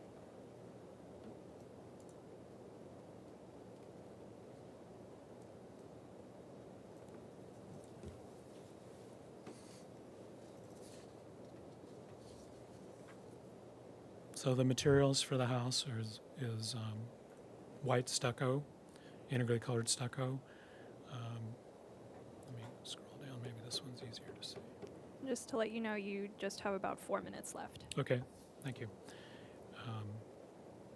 Integrally colored white stucco, natural wood siding for some of the walls and for the roof eaves and the ceilings, and dark bronze colored doors and windows and deck railings. And then the roof is a metal roof with a weathered copper color finish. Okay. I'm going to go to the next page. I have some, in the rush to submit the project, to meet the deadline, we didn't put scale figures on the elevations, so I thought it'd be helpful to show you the drawings with the scale figure. But we want to acknowledge that the hillside guidelines encourage buildings to be stepped with the hillside, and we started with that configuration. But then when we really looked at it and realized that the hillside on this project isn't visible and the basement isn't visible from anywhere, it made more sense to keep the basement underneath the house. And it still reduces the mass, bulk, and scale of the house significantly. If we were to take that space that's in the basement and bring it up to the first and second floors, we'd have to expand the house much closer to the setbacks, and we would have more two-story, more building height. So we think this is a reasonable proposal given the specifics of this site and the fact that it isn't visible from any public views or anywhere from the distance.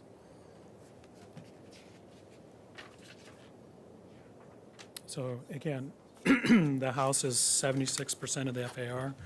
The footprint is slightly smaller than the existing residences there now. It is higher, but 6 feet higher, where it is higher. We have very large setbacks, 3 to almost 4 times the setbacks required. We do have civil and grading plans, but given the time constraints, if you have any questions about the grading and the drainage, Mike Viatoni can answer those. And lastly, this is the material board, again showing the natural wood siding and ceilings, the weathered copper roof, the dark bronze doors and windows, white plaster, and concrete for the flatwork. All right, thank you very much. Did we get any public comment? Yes, we did. And Ms. Gu, if you can, when you have a moment, switch to the staff presentation slide. Thank you. And just to the audience, if you would like to make public comment on this particular item and you haven't already filled out a speaker slip, they are available by the door, and then you can just provide them to staff and we'll call you up. So if you're attending via Zoom and you would like to make oral public comment on this particular item on the agenda, please click the raise your hand icon and that will notify staff that you would like to speak. Before we get on with that, I'll call up Mr. Leonard. You'll have 2 minutes and you can go to the podium right there. Oh, Mr. and Eddie. Mrs. Sorry. Sorry. Apologies. Eddie. There we Thank go. you, Eddie. Yes, it's confusing. I'm here with my husband, and we live directly below this property. And so we do reasonably have concerns, and specifically with the grading and the stormwater retention basin, and certainly mass bulk and scale of the project. I'll start with the grading first. So it looks like they're raising the level of the property. On site section, on sheet 8, the slope key and bench detail doesn't show my property, and it doesn't show the retaining wall that's directly below. Given the steepness of the slope, which is 27%, this project would have considerable impact on us. So I wonder why the plans show the upslope of the property but not the downslope. And I just don't see a site section for that yet. On sheet 14, which is the south elevation, it shows a lot of cutting into the site. And we don't, as you said, we don't understand how many yards of dirt are going to be moved. There's no earthwork calculations, no cut and fill calcs on the cover sheet or on G1. So we want to know how much earth you're moving, more than 50 yards, how much retaining, are you balancing the cut and fill, how many truckloads of dirt are going to be coming up and down La Marina in the street, and for how long? And of course, how is this going to impact my retaining wall?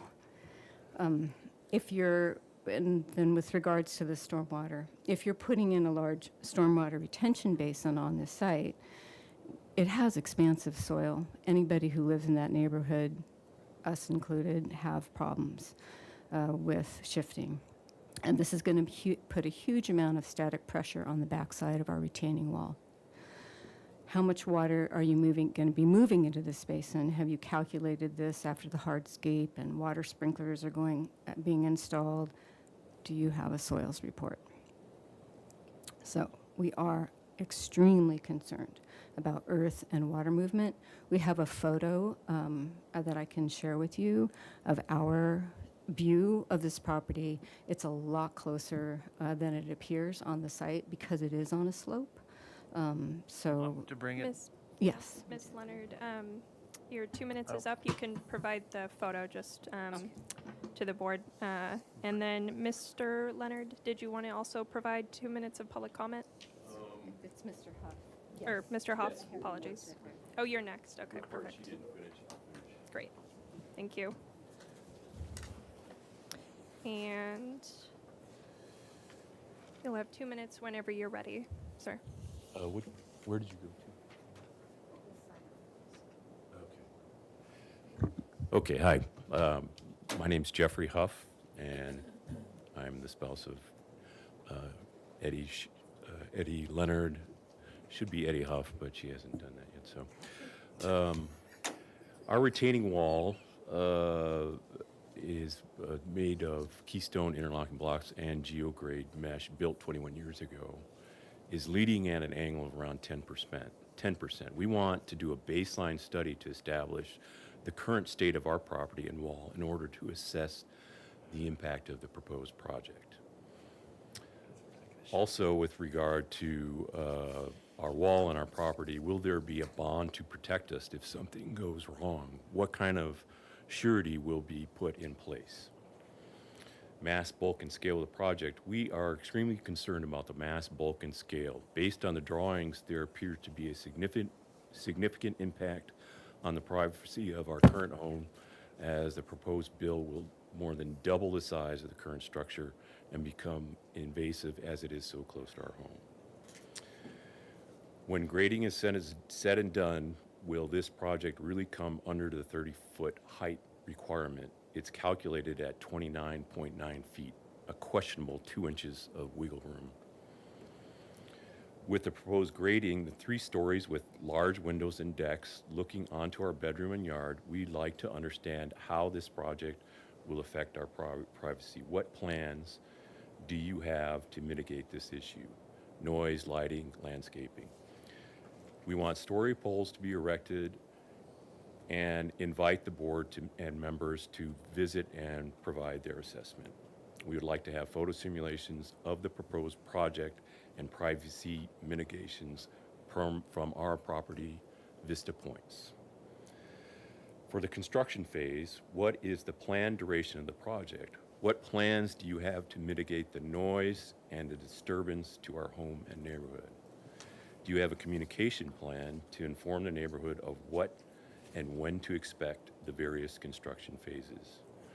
Are you prepared to compensate us if we are forced to vacate our home or kennel our dog who is afraid of loud noises? Thank you for your time and attention. We look forward to hearing how you will address our concerns. Jeffrey and Eddie Huff. Thank you. And just again to the audience, if you would like to make public comment on this item, we'll need a speaker slip and then we'll bring you up to the podium to speak. While we're waiting, Ms. Gu, did we have any hands raised in Zoom? We do have a Diane Barrickman, and I have sent a request for her to unmute. Diane, can you hear us? Hi. I am a neighbor, and my question is, what is the height of the current roof? So I'm hearing it's 6 feet above current roof. So what is the height of the current roof? You can go ahead and answer that if you.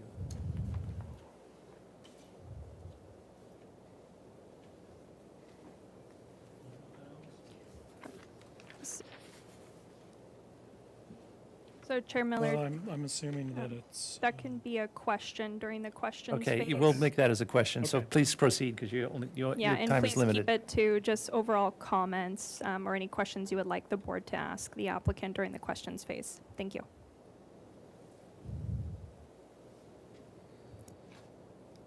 Are you still there? Yeah, that was my only question. Okay, perfect. Well, there we Okay. go. Do we have any other hands raised, or was that it? No other hands are raised that I see. Thank you. Thank you. So with that, Mr. Chair, I'll turn it back to you. All right, I'll bring it back to the board for questions. Vice Chair Kalas, do you have any questions, please? I do. I have a lot of notes, so I'm gonna try to remember what the questions were versus the notes I've taken. So bear with me for a second here. One of my questions was going to be, you reached out to 12 neighbors, which is appreciated. Sounds like you got favorable responses from 2/3 of them. And one of my questions was going to be whether you reached out to your lower neighbors. So could you just, okay, great.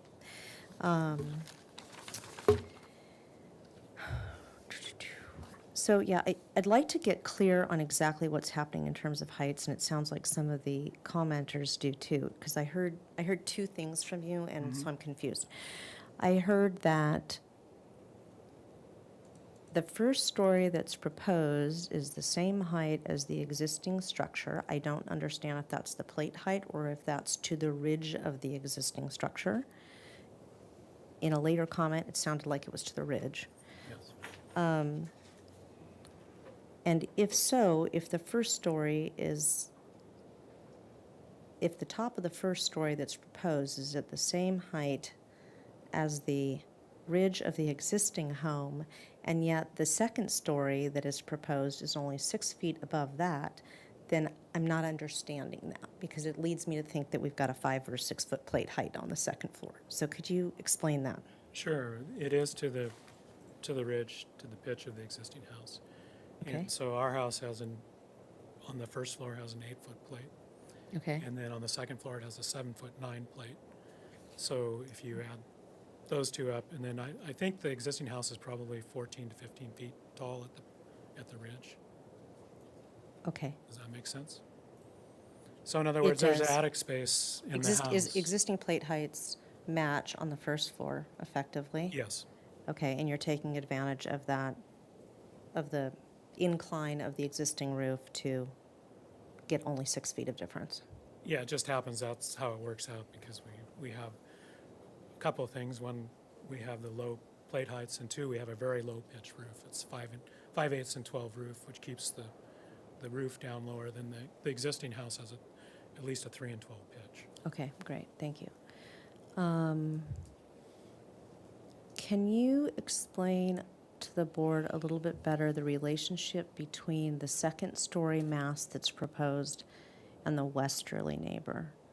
I think the gesture of keeping the second floor minimal is appreciated, and considering the views of the neighbors above, but I'd like to understand how that second story mass is potentially affecting the westerly neighbor. This neighbor over here. Yeah, and I know there's some significant screening, but I don't Yeah. know where their house sits. Okay, their house is, I'll go back to show you the profile, but generally their house is in the same position we are to the west. They're further out to the south a little more too, because it's a bigger house. We're over 20 feet from their property line, and there's this huge podocarpus between us and them. So they have reviewed the plans and they're supportive of the project, but I'll show you the site section. Maybe just the site, yeah, that satellite view might be helpful. That you Okay, had does just a that help second you? ago on the Yeah. screen. Okay, or I've got a better one than that probably. This one. Mm-hmm. So this is the existing house that's there now. The new one is bigger, I believe. I'm not 100% sure, but it basically is this footprint, and we're located here.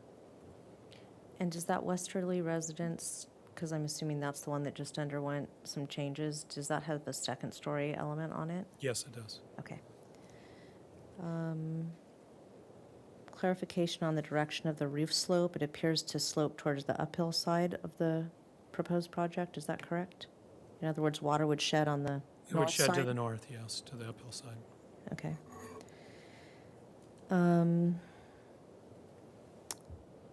And then, have you done any studies to understand how lighting would affect the southerly neighbor? I know that you're proposing some additional screening, but I'm just wondering if you've cut any site sections and considered how, you have a lot of glazing on the south side, which I Yes. understand. Those are your views, that's what you pay the money for, I get it. Yes. But I'm just trying to understand what the effects might be for the Huffs. So this is a side section. Here's the property line, and their property actually drops off. They have their retaining wall that they referenced. We didn't have the information to draw their house, but basically their house sits down here. And so we have a lot of existing screening already. They have a two-story portion of their house that has two windows that look directly back at our property. And that is this photo here.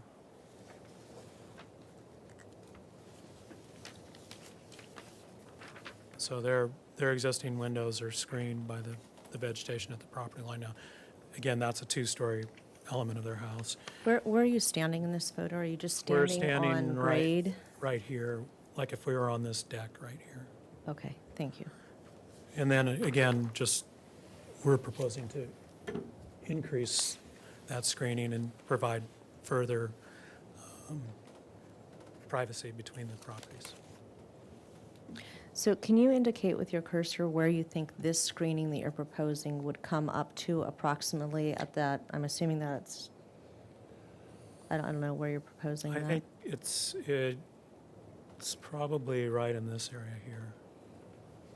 So do you think that you'll actually have a view out of the walkout basement? No, we won't. We specifically put spaces that are more internally focused down in the basement and kept the spaces that could best take advantage of the views above. Okay.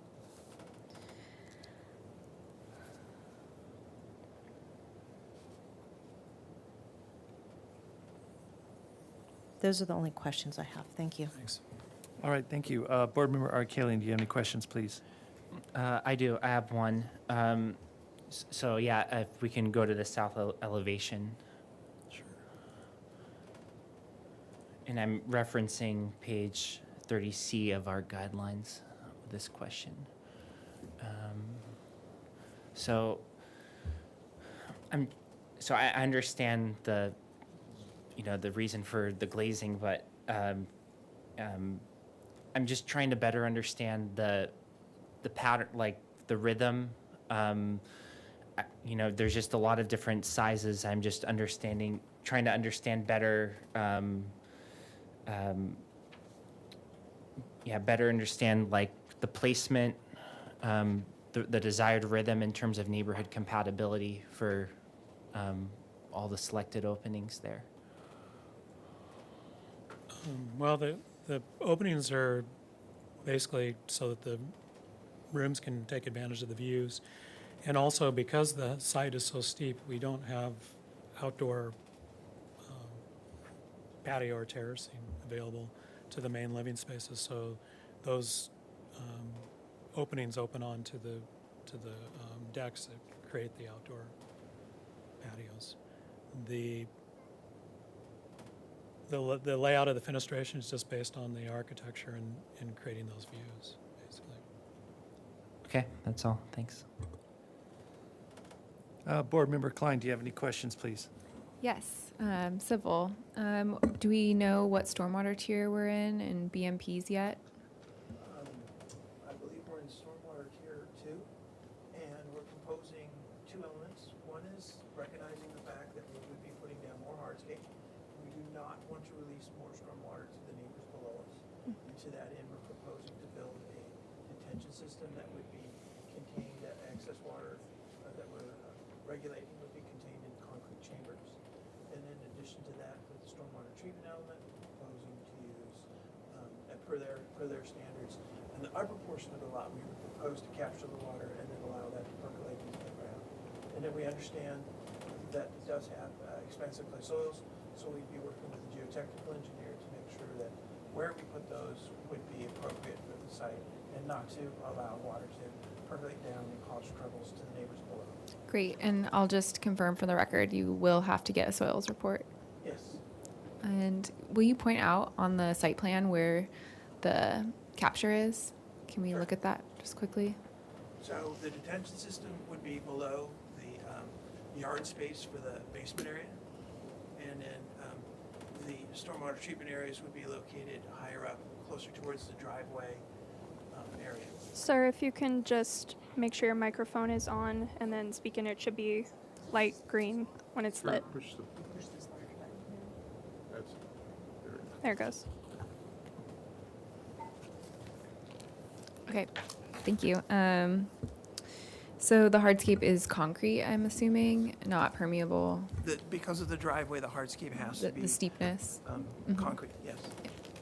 Great. And then the heights of the retaining walls and material is concrete as well? The maximum height of the retaining wall is by the garage on the northwest corner, and that gets up to 7 feet. As far as the materials, I'll defer to Dave to respond to that. Proposes plaster right now. Okay.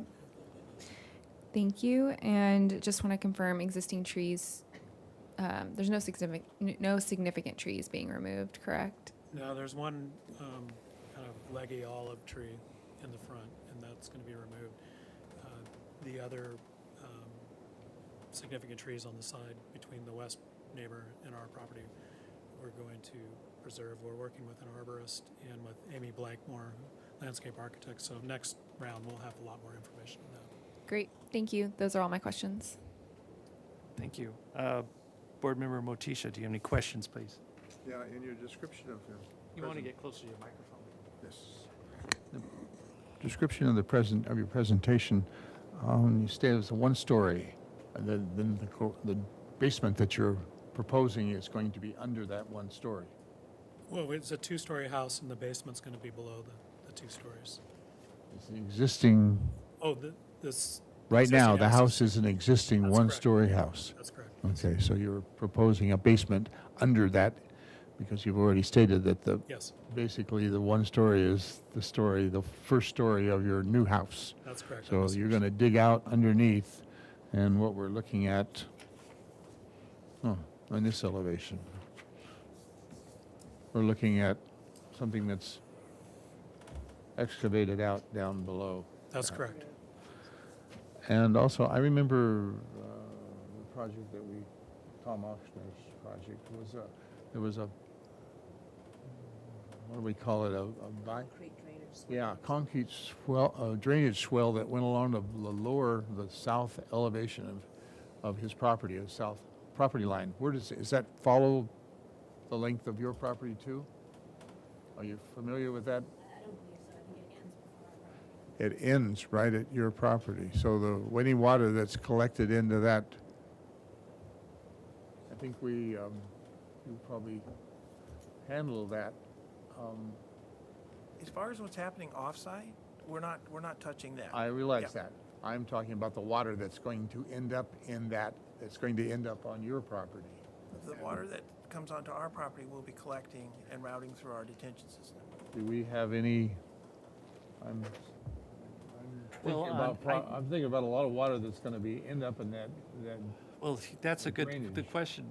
If it's tier 2, it's not as, Apologies, it's actually tier 3. I Okay. looked at the completeness letter, but what he mentioned as far as requirements is accurate, but it is tier 3. so tier 3, they are required to retain all water that's from a 50-year storm event that occurs on the property. So if there's a major downfall, they're required to retain all that water on that property. Okay, let me ask my question again. That's tier 3.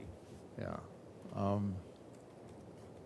You've kind of indicated that there is a invisible wall right there that is not going to let any water through. Now, what happens to that water that comes through on? Well, I don't know if that's a purview to us. That's something for hydrologists to figure out. All I can say is they're required to retain the wall, and they have to specifically design something to do that, to retain the water. Not wall, water, thank you. Yeah, so that they are required to, how they do that, I understand what you're still evading my question. what is that? How am I That evading? water that drops on the western lot to the west is going to, and maybe we should address Tom Ochsner again about that water, what happens to that? I mean, somebody has to take responsibility of that water that's going to end up right at the property line between the two properties. Just for a second, let's try to mediate this for a second. I think there's a concern because we have seen a project to the west of this where they've just made the changes, Mr. Ochsner's project. And on that parcel, there is in fact a concrete drainage swale that runs along the southerly property line. Which we see up here on the plan, right? Is that where the south utility property line. easement is noted? Well, and that's what I'm saying is that any water from an adjacent property that's draining however it's draining, if it goes to our south property, we're not touching that. We're not proposing to change that. What we're looking at is making sure the water coming from our project That's site what I- that's being developed is being captured and then dealt with. So there's effectively no change in how that concrete drainage swale is going to be managed. It will remain as is, and the water flow will remain as is effectively. That's correct, yes. I would say that it's going to affect your property, and I'm looking directly at you, at that location greatly.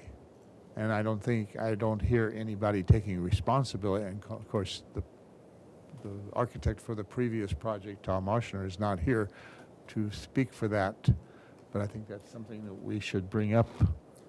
So can I, Mr. Chair, I want to keep this moving Yeah, on this is for and questions not only. comment on another project as we're not hearing that Well, I item. don't, I'm Thank you. sorry, but I've got the floor here, and I know you want to move me along, but I think this is what they're concerned with the most. What's happening to that water above them. Mr. and- Motisha, we're here for questions only. You can reserve that for comments, but also we can't really comment about other property owners. Also, I think we must keep in mind that our purview is size, bulk, and scale and neighborhood compatibility based on our guidelines. So when it comes to stormwater management, we're kind of going out on a limb in terms of requiring and requesting and making evidence to such an effect. So I think just limit it to the appropriateness of the architecture of the house itself, I would think is more appropriate in that line of, I have one more comment.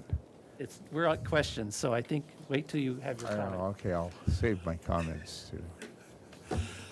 Okay, my comments. Can we go back to the aerial view of all the houses? I forget, that's like a Google map? Okay, thank you. So I'm looking at all the roofs.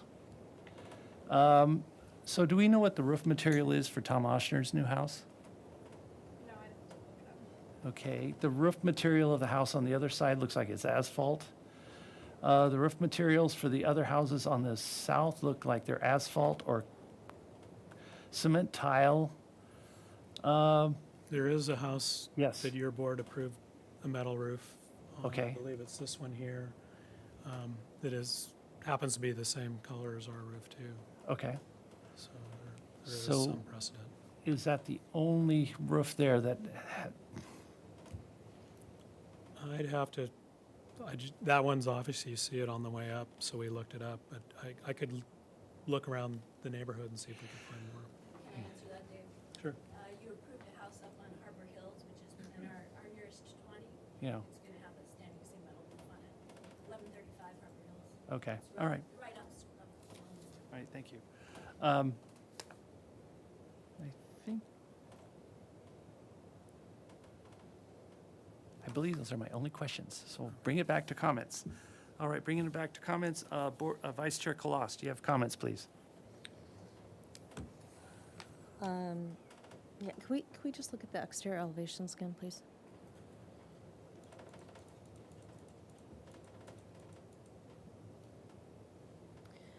I guess my first comment is to the public speakers.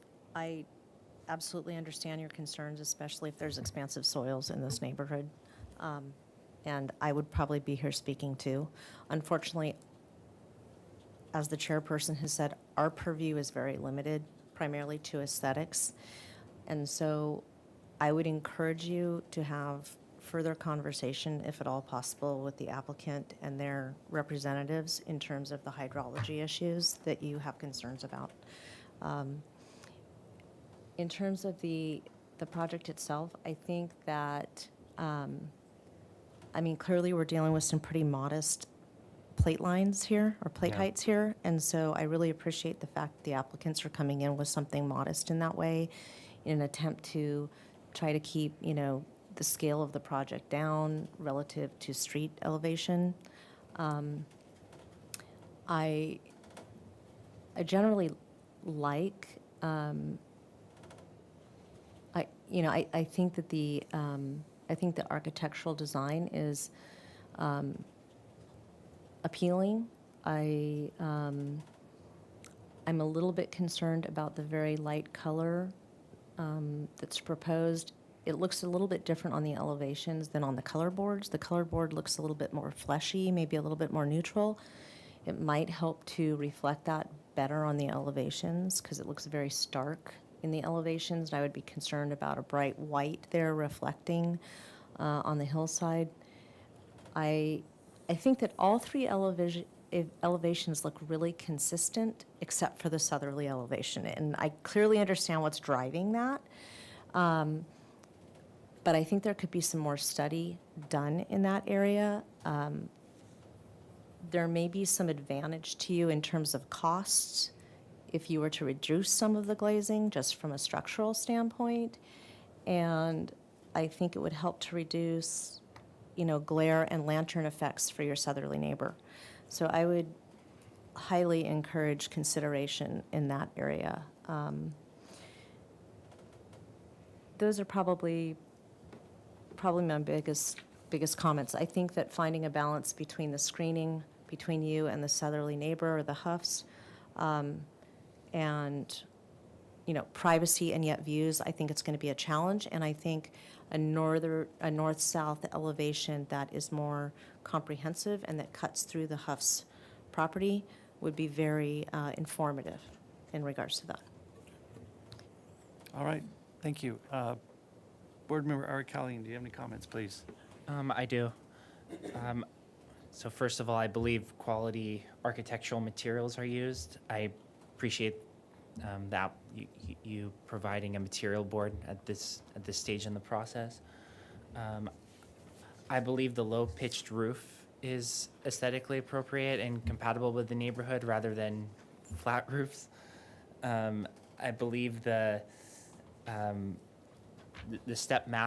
proposed the bulk and how the massings are stepped on in many areas are aesthetically appropriate. I would ask you to come back with building sections. I think that would, for next time, that would be really very helpful. So I'm on, I was looking at sheet 8, and I noticed the driveway is proposed to be, the new driveway is proposed to be concrete. So I would maybe study adding permeability through a permeable paver driveway or some other solution per 10 SP of our guidelines. And that's all I have. Thanks. All right, thank you.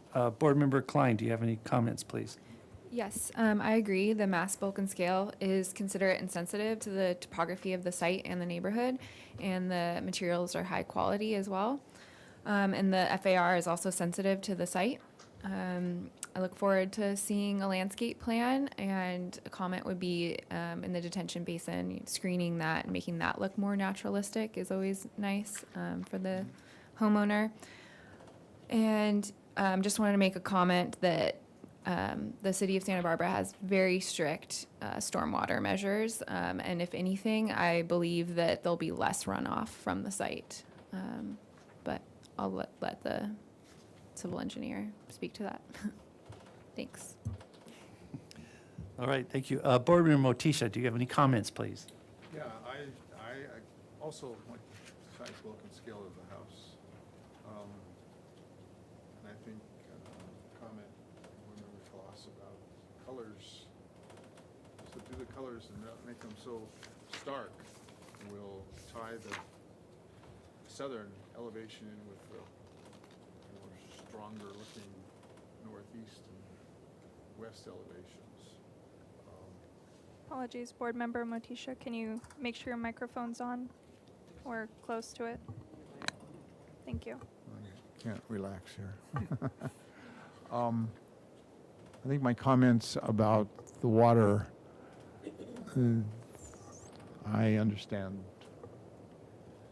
your comments about that we're only supposed to look at the aesthetics, but if somebody didn't bring it up, it won't be brought up, and if you don't, and I'm looking at you, if you don't push this, I own a house in town and I've had lots of water problems, and that's the worst thing you can handle, ever come across.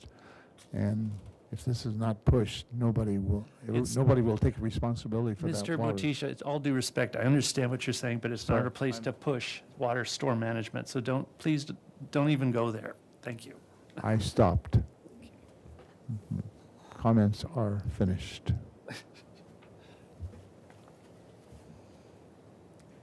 Okay, thank you. So the only comment I have, I was reading our neighborhood compatibility, and it says here, when a change is made in an established neighborhood, it is essential to properly balance the change with respect for the design features and characteristics of the surrounding properties. So it's kind of struggling with your house because the design features of your house are completely different from the neighborhoods. However, when you keep reading this, it says, homes are more likely to be compatible when their volume and bulk are at an appropriate scale with their neighbors. This is a concept of neighborhood compatibility. New and remodeled houses can maintain a desirable living environment when they have an appropriate volume, bulk, massing, and scale, have a size that is not significantly larger than the immediate neighborhood, use materials and designs that are compatible with their surroundings, are sited in such that they do not block light and views for other existing homes, minimize privacy impacts of surrounding properties. So you've pretty much answered almost 90% of this. So you've actually complied. I think the 76, whatever your FAR is, you know, in the old days, you wouldn't even be before us right now. So I think you've actually complied with that. However, I do have concerns about the glazing on the south elevation. I think there should be some kind of study to reduce the lantern effect. That would be my primary concern, but I think your low plate heights, I think it's just going to kind of tuck away and disappear as time goes on with the landscaping. So it's, in terms of any kind of architectural contradiction, it's not going to really happen. But I do think that there should be kind of some study with the glazing.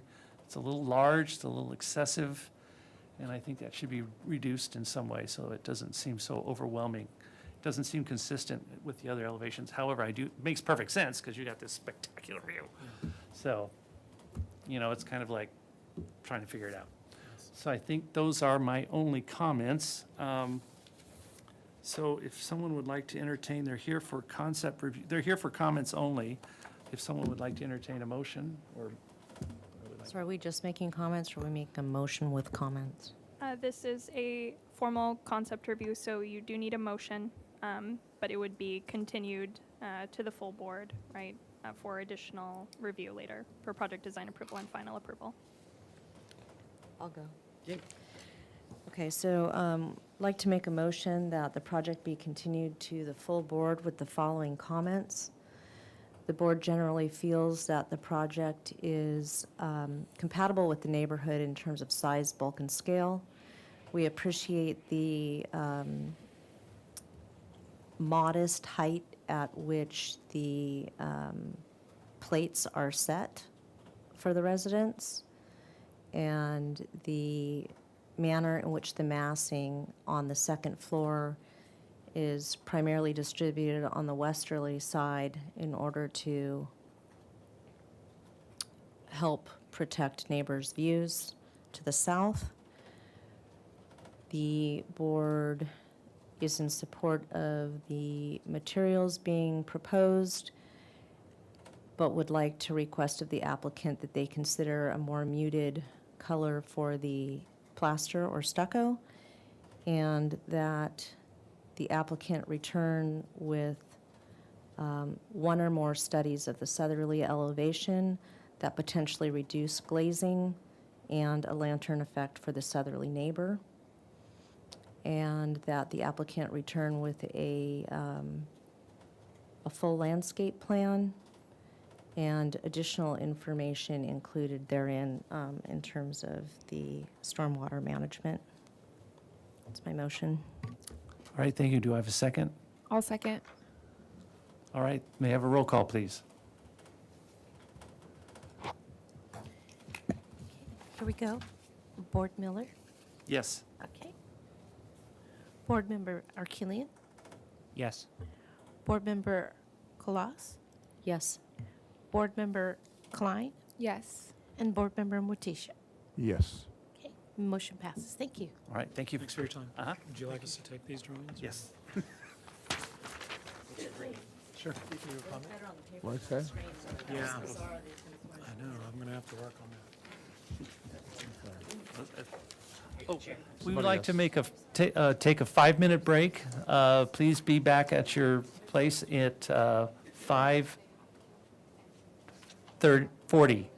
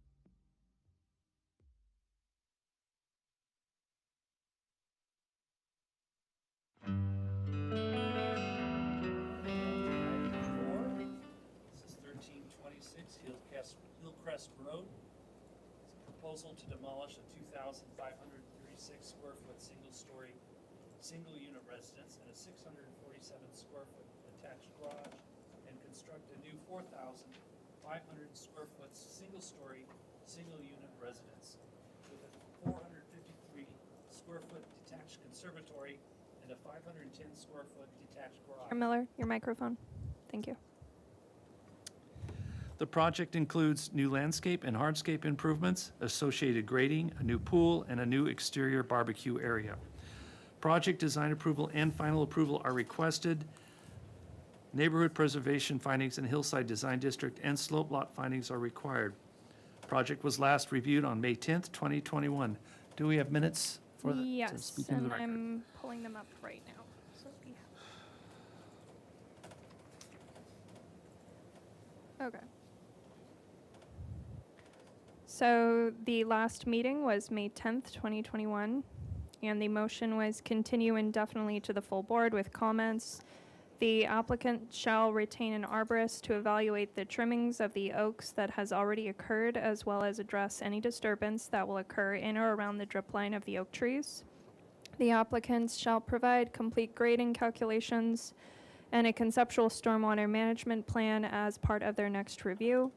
The applicant shall consider reducing the size of home and/or outdoor circulation areas to bring it closer to an 85% FAR guideline. The board encourages an original approach to the roof over the central area of the home.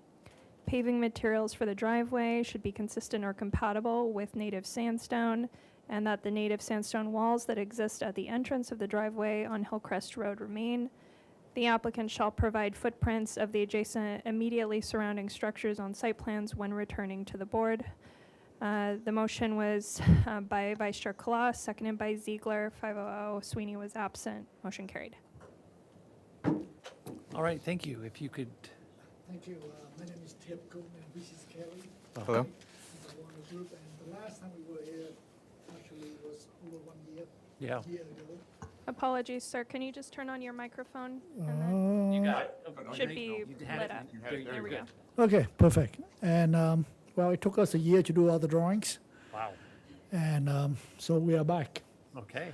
So we'd like to address, couple all the items that were at the last. Can I have the meeting minutes? Yeah.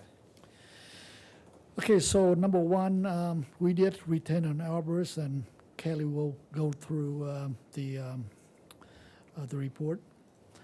And number two, we also have a complete grading and conceptual storm drain water management plan with our submittal. Number three, we did reduce the size of the house about, 550 square feet? We reduced about 500 square feet to bring it down to About 89%. 89%.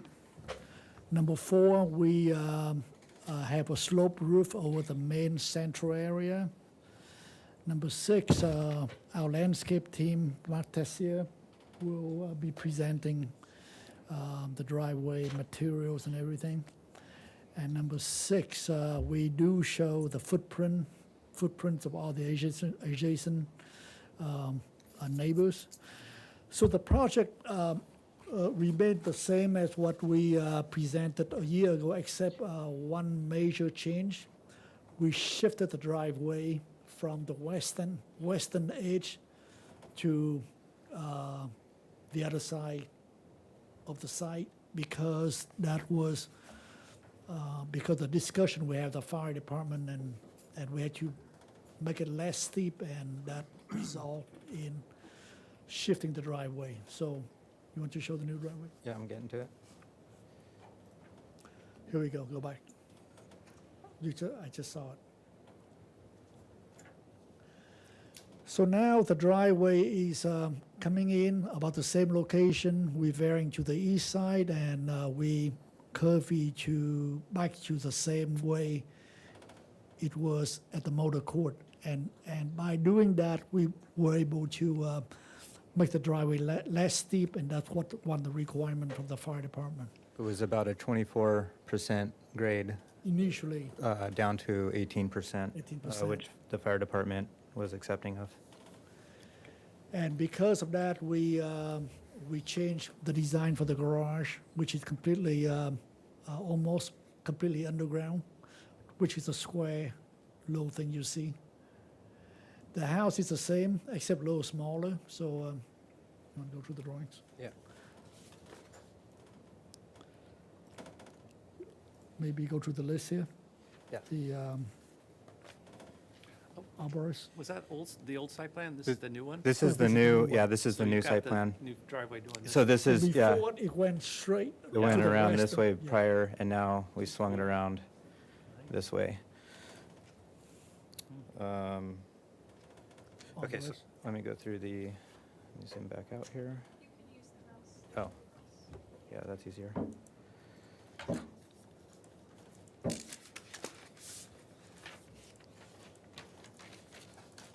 have all our landscape, okay, here we go. So this is our architectural site plan. So as we discussed, the driveway now comes up, and then this is a two-car garage down here, halfway down the slope from the building to the street. And then the driveway continues to a motor court here. Then we have our fire truck turnaround, and then we have some steps that come up this way. This is the main entry, and then this is the main residence here. And in the front, we have a pool deck, and then we have like this long partition wall. And I'm going to go to some renderings that we have to help better visualize the site. Oh, and while I'm here on this sheet, oh, I just lost it. This is the arborist. We got the full arborist report. We had to do one tree mitigation, and we're locating the new tree right here. But we did have an arborist review and evaluate trimming that was done and all the rest of the existing oak trees and the impact of the project on the oak trees. And it was this tree that was the most impacted, still less than 20%. So we added, mitigated this tree with one additional tree right here.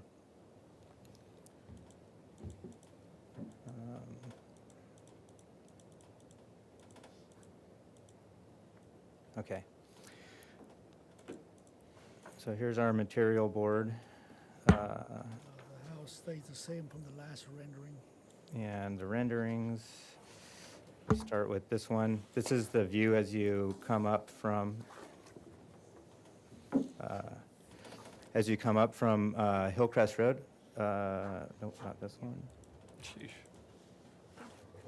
City TV, if you can, just so we can capture the image that's on the table, overhead camera. Thank you. Yeah, it's the same in the setup drawing. Haven't even built it yet, and they're gonna. Okay, so the one that's on the screen right now in front of Mr. Miller, this is the view from the rear of the house as you look look south towards the ocean. So we have, the house is it's a concrete house, board form concrete. We have some natural stone clad walls, a lot of large window openings, and then we have a natural, like a oak ceiling on the roof, major roof area over the great room that extends to the outdoor loggia areas. In the front yard, which is that rendering, and it's the same one that's on the screen here.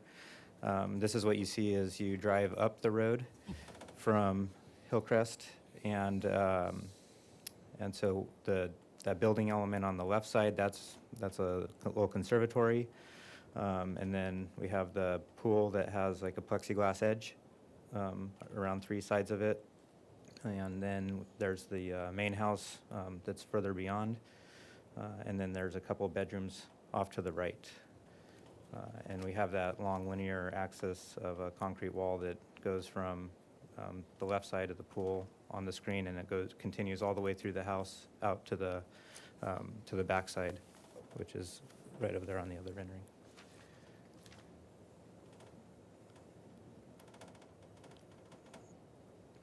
Now, we discussed that rendering. This is the back view, looking east, standing in the backyard. So you can see how the house is, it really opens up to the exterior, and we have the natural stone wall here and the concrete walls. And this is the family room. outdoor dining, and this is facing the back towards the mountains. Large overhangs for protection. And then the view from the front courtyard.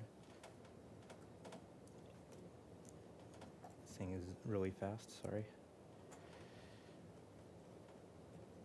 And this is the view from the front courtyard with the pool deck area, and the great room. This is the foyer entry, and then there's some bedrooms over here.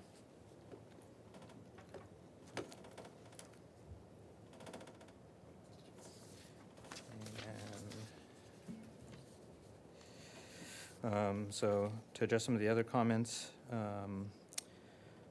the roof over the great room area, it was, the intent is to not even see the roof.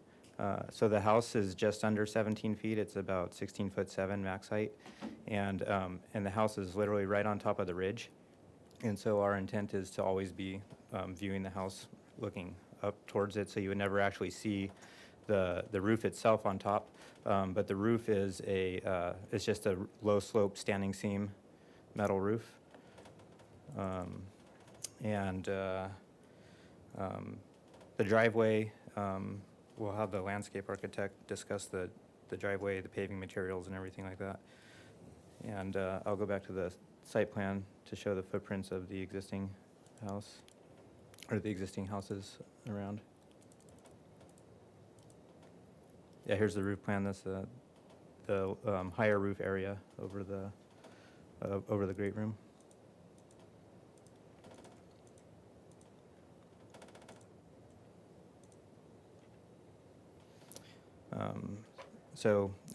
These are the footprints of the existing houses, and then this is the footprint of our project. And then these green or turquoise color areas, these are all the BMPs for the stormwater plan. It was a tier 3 plan, and whoops, sorry.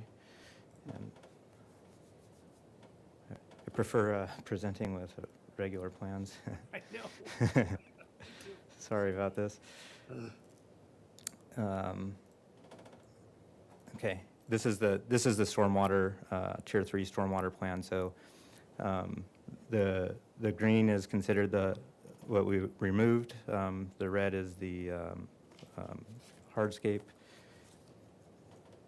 That is impervious hardscape.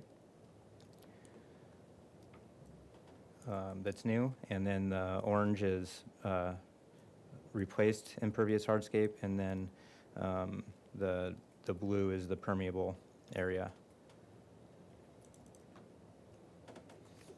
And then I think I went through all the comments from the minutes, so I'm going to let the landscape architect present, because you haven't seen the landscape for this at the last time.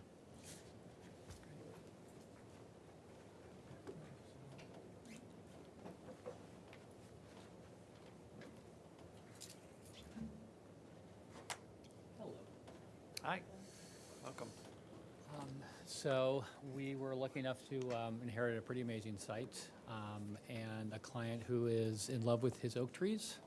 And so we took that as a jumping off point to develop a planting plan that was very much conducive to sort of supporting that sort of oak woodland environment. And so our planting palette is very much based on natives and or climatically appropriate species. So you'll see a lot of arbutus, ceanothus, yarrow, heteromeles, or California holly. And so the plant palette is intended to be very much in keeping with what would naturally occur, or a garden-esque spin-off of sort of what would naturally occur within that sort of oak woodland, deep, rich green environment. In terms of the comments that came in before about the entry drive, the entry drive is really about sort of blending in with the landscape as you sort of go from the entry experience up the hill. The idea was to really draw inspiration from those existing stone walls that occur sort of closer to the street, and using that as sort of the baseline for how we develop the hardscape materials for the project. So similar to the earlier comment, I think we were sort of in keeping with, I thought it was just, We're freaking out over I thought it this. was just me. I know, it's like, here we I are, wanna you take a have gun and- criticizing architecture, and we've got, the vibrating diffuser. Sorry. It's just I, classic. I thought you were all doing really amazing. I thought it was just me. There was Thank one you. traffic, speed traffic. So the entry drive is basically sandstone colored, integral color concrete, which is the primary field as you sort of go from the entry drive up to the motor court, with accents of linear concrete paver, a permeable element that allows sort of the intersection of the vehicular entry and the vehicular circulation and the pedestrian circulation to sort of meld into one. So you'll see in several spots along the front entry and in the motor court, there are accents of this Santa Barbara sandstone colored paver that allows a little bit of permeability, also allows sort of the vehicular and the pedestrian environments to sort of meld together. It also takes the expanse in the motor court and breaks it down by not having a big expanse of paving, but actually this quilted pattern of sandstone colored concrete with some aggregate showing, as well as the permeable paver that we just talked about. Overall, the idea is to sort of maximize the natural environment. So just because the house's footprint is actually fairly modest, the whole landscape is intended to be sort of what's sort of the dominant component of the overall site. With the front yard being sort of exposed to the public realm a little bit, the idea is that it's predominantly landscape, garden. The garage is sort of sunken into the landscape, and all you really see are the existing oak trees and then the proposed plant palette that we just discussed. And then here you can see where the accent paving and the linear cobble-like elements sort of allow people to sort of traverse from the street, the mailbox, up to the main house. The paths that the owners will walk on are just gravel, 3/8" gravel, so that again is permeable to keep the percentage of impervious as low as we can get it. All of the existing stone walls, like I mentioned, are to be maintained, but we have actually sort of taken inspiration from that and added more boulder-like components to the intersections of where the pedestrian and the vehicles sort of intersect as well. I think that's about it. I could talk for 2.5 hours if you want. Well, that's we're, okay, you we're don't right have at to. the 15 minutes I was about to jump on, so, Perfect timing. yep, Right, thank you. perfect. All right, thank you very much. Did we get any public comment? Ms. Gu, can you switch to the staff computer? Thank you. If you're attending the meeting remotely via Zoom and you would like to make any oral public comment on this item, you may do so by clicking the raise your hand icon, and that will notify staff that you would like to speak. While we're waiting for that, we did receive 2 public speaker requests. So I'll name those in order, and then you'll just come up to the podium and you'll have 2 minutes. So the first one is Janice Knight. Hello, everyone. Hi. Hi. So I had already submitted a letter, and I've revised it a little bit since that was about a year ago. So I'm just going to read my letter with revisions, and I have some questions for the board as well. And just a quick note before you start your public comment.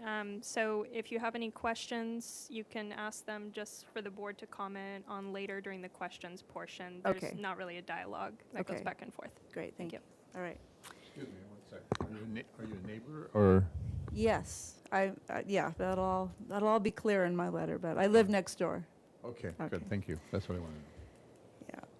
Well, I'm Janice Knight. My husband Jim and I live next door. We actually live on Mission Ridge, but we share a long property line with this property.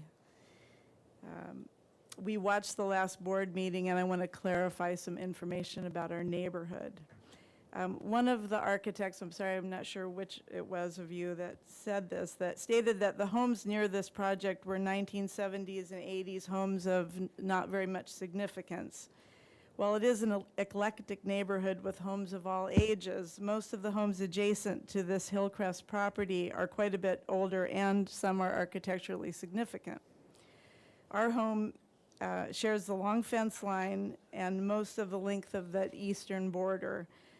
It was built in 1919 by Reginald Johnson, and Lockwood DeForest designed the landscape in 1924. On the other side of the Harvey's property live Fal and Christine Oliver in a 1941 home designed by the architect Willard Hall Francis, a protege of Frank Lloyd Wright. Next door to that house is Aluda Riggs, built in 1941. The three homes directly across the street from the Hillcrest home are all 1950s era Paul Greens. And next to that is the Fossick's house, which is designed by the first resident, the artist Clarence Hinkle. It was one of the first residential properties to utilize steel beam construction, which was used to build the artist's studio, which still exists. That was in 1936. Besides these, there are quite a few older homes in the neighborhood, as well as several more modern homes. Our home on Mission Ridge, now on 2.3 acres, originally was a 10-acre property encompassing the entire hill, including all of what is now 1326 Hillcrest. I obtained copies of the original landscape plans of Lockwood DeForest from the UC Berkeley archives, which shows his design for what is now a part of the Hillcrest property. I'm happy to share these if anyone is interested. The short sandstone walls and steps which were noted at your last meeting were DeForest design, and they connect to sandstone walls and paths on our side. Apologies, you're Yeah. 2 minutes up.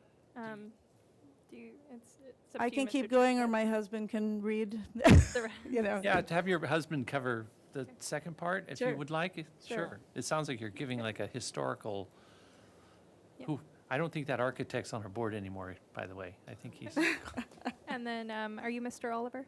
Mr. Knight. Oh, Mr. Knight. Yeah. Okay, Mr. Knight, you can come up and It'll be you'll 2 have 2 minutes. And then afterwards, I'll just ask you to fill out a speaker slip. Yeah. Go ahead. Right here. Do you have the same one? I hope so. Okay, I put some notes. And just again, remember 2 minutes, so make sure you're getting all your points across. Good that you would afternoon. like. Okay, continuing on, one of your board members characterized ours as a bucolic neighborhood. That's true, and we have many native oaks here. Unfortunately, the Harveys, with the assistance of the Hope Ranch tree trimmers, heavily pruned and removed oaks and many of the trees and shrubs in December of 2020, ahead of any permits. It has affected our privacy significantly, and as many pruned or downed trees near our property line provided both shade and privacy, both a shade and privacy screen. One oak was badly pruned and actually is on our side of the property, though it leans toward the fence. We gave verbal permission to the Harveys to modestly trim it, but they pruned the wrong limb, resulting in a rather ugly result at the end of the pruning process. In January 2021, we put up a temporary green construction fence along the wire fence until we could figure out a better solution for our privacy. Excuse me. The Harvey's property has already changed from a bucolic woodland to a much sparser landscape, surely due to the increase what was already a significant ocean view. We also want to know that the Single-Family Design Board have visited the property and taken into the account the volume of trees, both native and non-native, and that have been lost. What is the plan to remediate the lost oaks and other vegetation? As of this writing, the stumps, logs, and a huge pile of mulch are still there. We love our home and property. She has written about our house in Montecito Magazine, recently completed a memoir revolving around the house and property. We've held several family weddings there, and we've often opened our home to nonprofit events such as the UCSB Cobley Institute for Theoretical Physics and home food and garden related events. Since I am a cooking teacher and a food writer for Edible Santa Barbara, we've lived here for almost 18 years and hope that the wooded, bucolic nature of this part of the Riviera will continue to be celebrated and respected. Since the Hillcrest lot is long and narrow, we would also ask that the new home is designed with sensitivity to leaving the ample space between the perimeter of the building and the property on our border. We've also asked that the property owners refrain from construction work on weekends and have a plan for demolition that will keep the toxic materials and dust from spreading throughout the neighborhood. Thank you. Wow. You did it. Thank you. All right. The next speaker slip is for Mr. Oliver.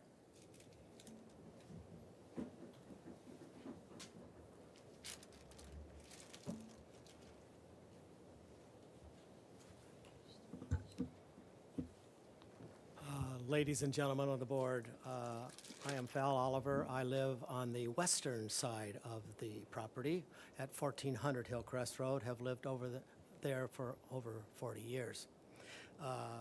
I and Mr. Harvey's direct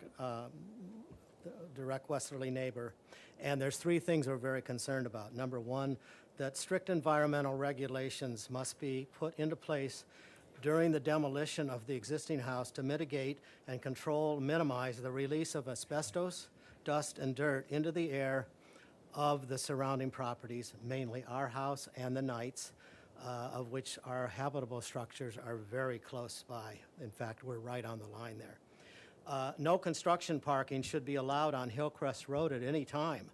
There is plenty of off-site parking on the existing site. It's a very large property.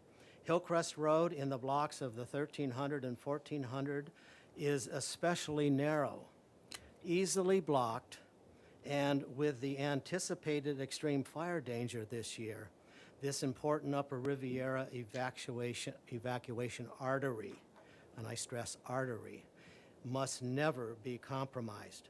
We are aware of the parking tie-ups that occurred recently on Arbolado and Mission Ridge roads during the recent construction projects. This must not be repeated again on Hillcrest. We are extremely concerned that our existing southeast, our personal southeast view, may be negatively impacted by the construction of the lower slope garage. We trust that at some point in the design process that possible story poles may be required to indicate any possible view impact on our southeast view. We believe that Mr. Harvey has been sincere with us as neighbors and intends to respect all of us who have lived here for many years in the decisions, in the design, and the scale of his new home. I trust the board and Mr. Harvey will follow all neighborhood preservation findings and hillside design and slope lot requirements. We appreciate the single-story design that he has created and the reduction that we just learned about in square footage. Thank you very much. All right, and to the chair, that concludes the speaker slips that have been received. Ms. Gu, do we have anyone on Zoom that has their hands raised at the moment? No, we do not have anyone with raised hands for this particular item. Thank you. Thank you. So with that, I'll turn it back to you, Mr. Chair. All right, thank you. I'll bring it back for questions. Vice Chair Colas, do you have questions, please? The first question I have is a question of clarification from staff. Yes. So Ms. Knight noted that they had sent a public comment letter in when this was previously reviewed, and I recall receiving that. But when we received our most recent roll-up of public comment, that letter was not attached. We only received public comment from Mr. Oliver and Mr. Buchanan. Was there a reason for that? Do we not get all preceding letters? I think that what she read and what Mr. Knight also read were from a previous review, and that she had edited that particular letter. Yeah, so to clarify, Vice Chair Kloss, no, we do not typically we do not include public comment from prior agendas, just public comment that is submitted for a current agenda. Yeah. So for every hearing that we have on a project, an interested party would have to write a letter for every hearing. That's correct. And I mean, a project can evolve throughout time. You know, maybe their comments might change. So typically, if you're an interested party, you will be submitting public comment or coming to the meeting and presenting oral public comment at each of those hearings. Okay, so point of record for those in the public speaking to make note of that. Okay, so let's see, questions. Can you explain to me the configuration of the home relative to Mr. and Mrs. Knight's home? it looks like there is a large, maybe board, I'm looking at the renderings here. It looks like there's a large board-formed wall maybe that runs along that easterly edge that might afford some privacy. I'm trying to understand that. I'm seeing a large element there, but I don't know if that's this wall that I'm seeing in the renderings or not. Yes, there's a privacy wall. Let me see if I could locate it here on the landscape plan.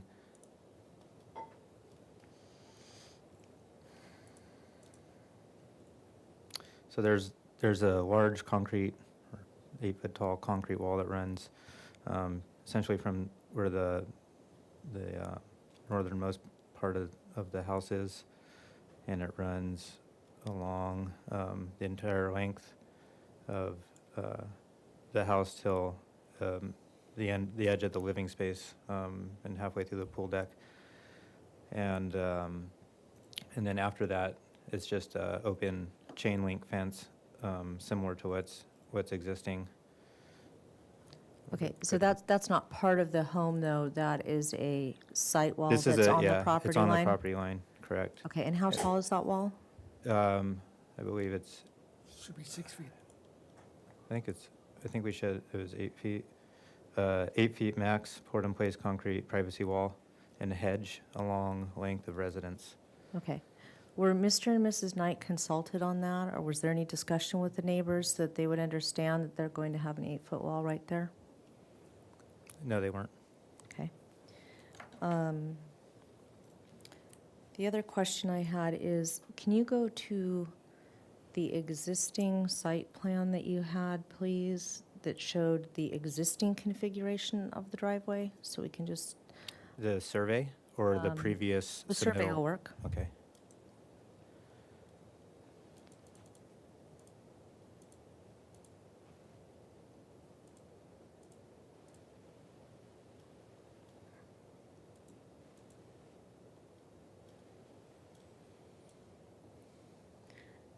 Okay, and then I'm trying to understand if the existing site walls, the sandstone site walls, are remaining or if they're being shifted and manipulated, because it appears as though they're being changed. You're talking about these? Yes. Sandstone, yeah, they're going to be changed with the new driveway approach. On the civil plan, you could see the difference in relationship from what's proposed to what's existing.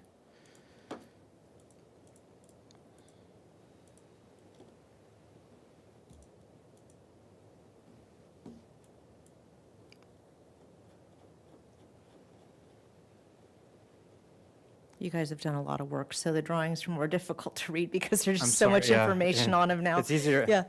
We have a regular set of plans. It's kind of easier to read, not on a screen. Anyway, the new driveway approach has been shifted over slightly so that we could get that lower slope. The existing, actually the existing grade right in this area is about a 24% grade. And it's also too narrow to meet the fire standards. So we had to change the whole entry approach. Okay. And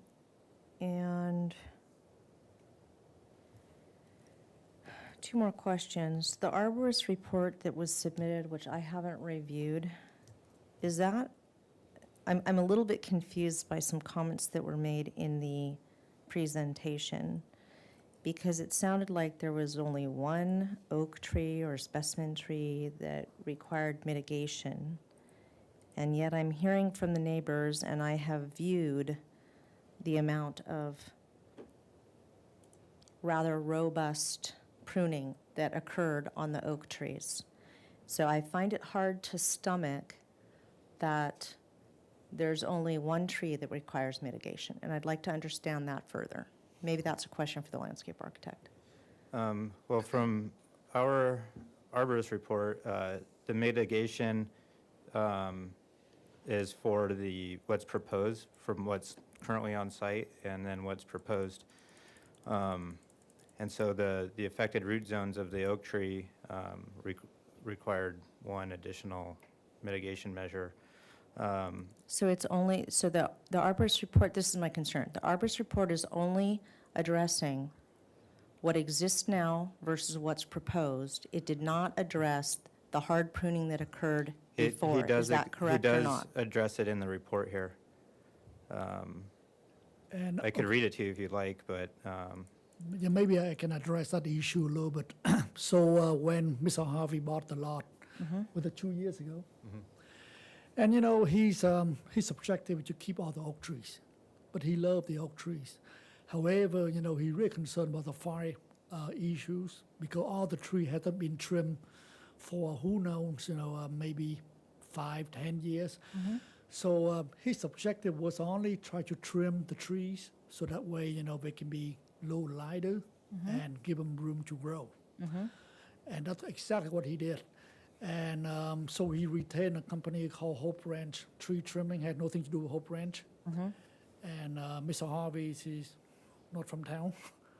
So when he was back and forth, obviously they trim a little more than they need to trim. But the good news is that we didn't kill any of the trees. And, you know, now it's, you know, growing back out. And so that's what happened in 2 years ago. Okay. And, you know, this is the problem I can share with you because I have 20 oak trees at my house, and every year I have to trim them.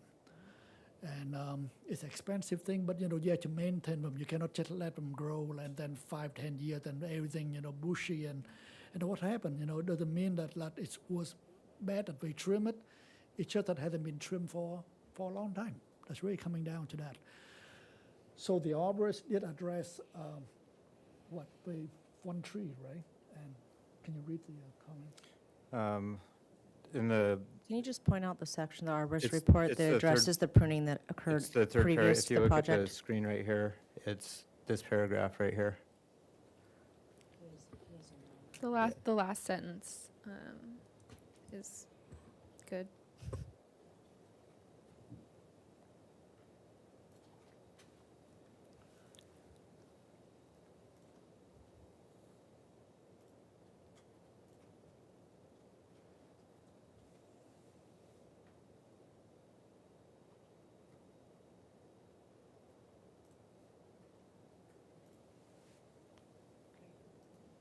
Okay, thank you very much.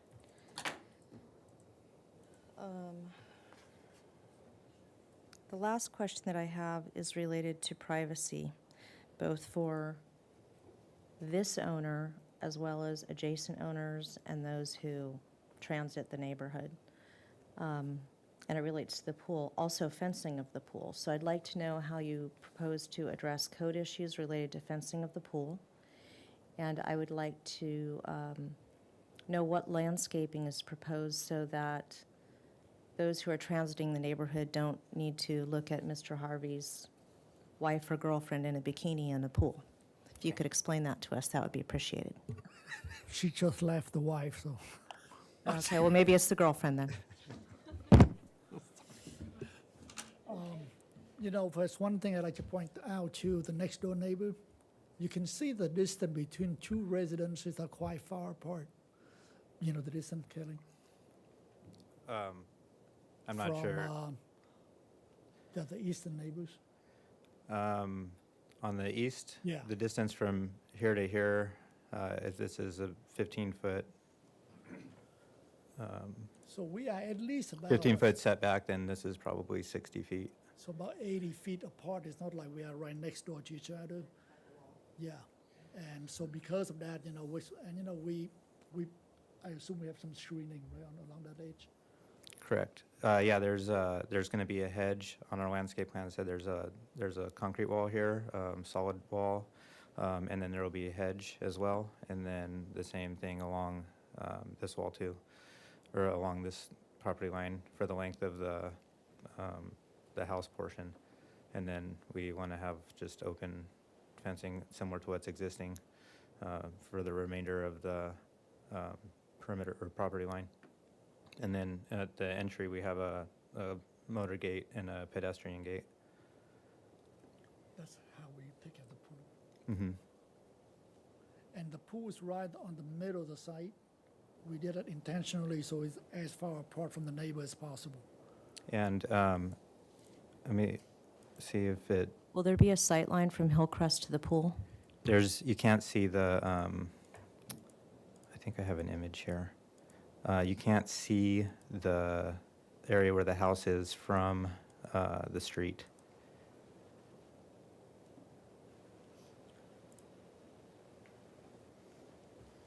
The last one, Here it is. Yep. go back one sheet. Oh, hang on one second. So this is what you see from Hillcrest. You actually can't see the house from the street.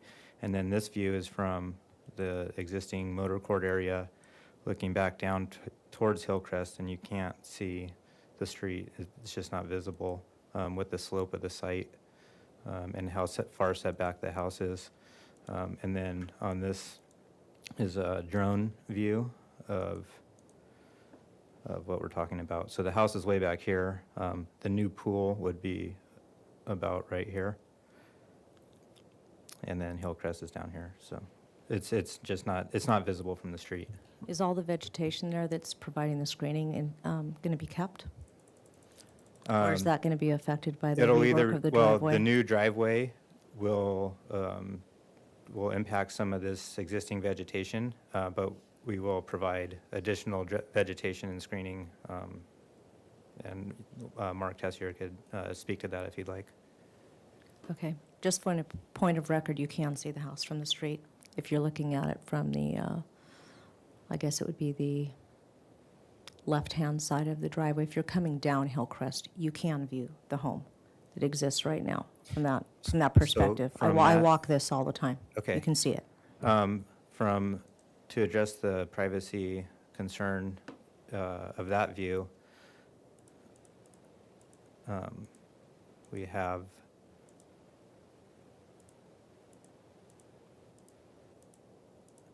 a lot of sheets of paper here. We have this concrete wall that you could see on maybe one of the renderings. Actually, the rendering from the front that actually blocks the view directly from the east. So you may be able to see the tip of the pool sticking out.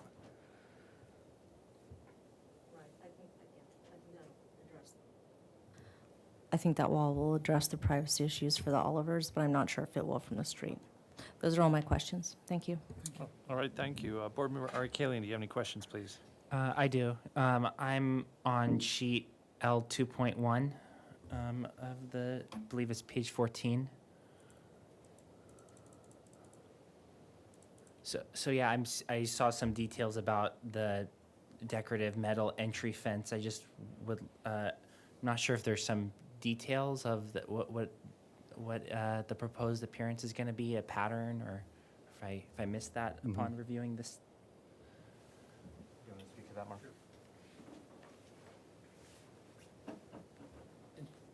And so the question relates to the fence to the right and the left of the entry gate? Right.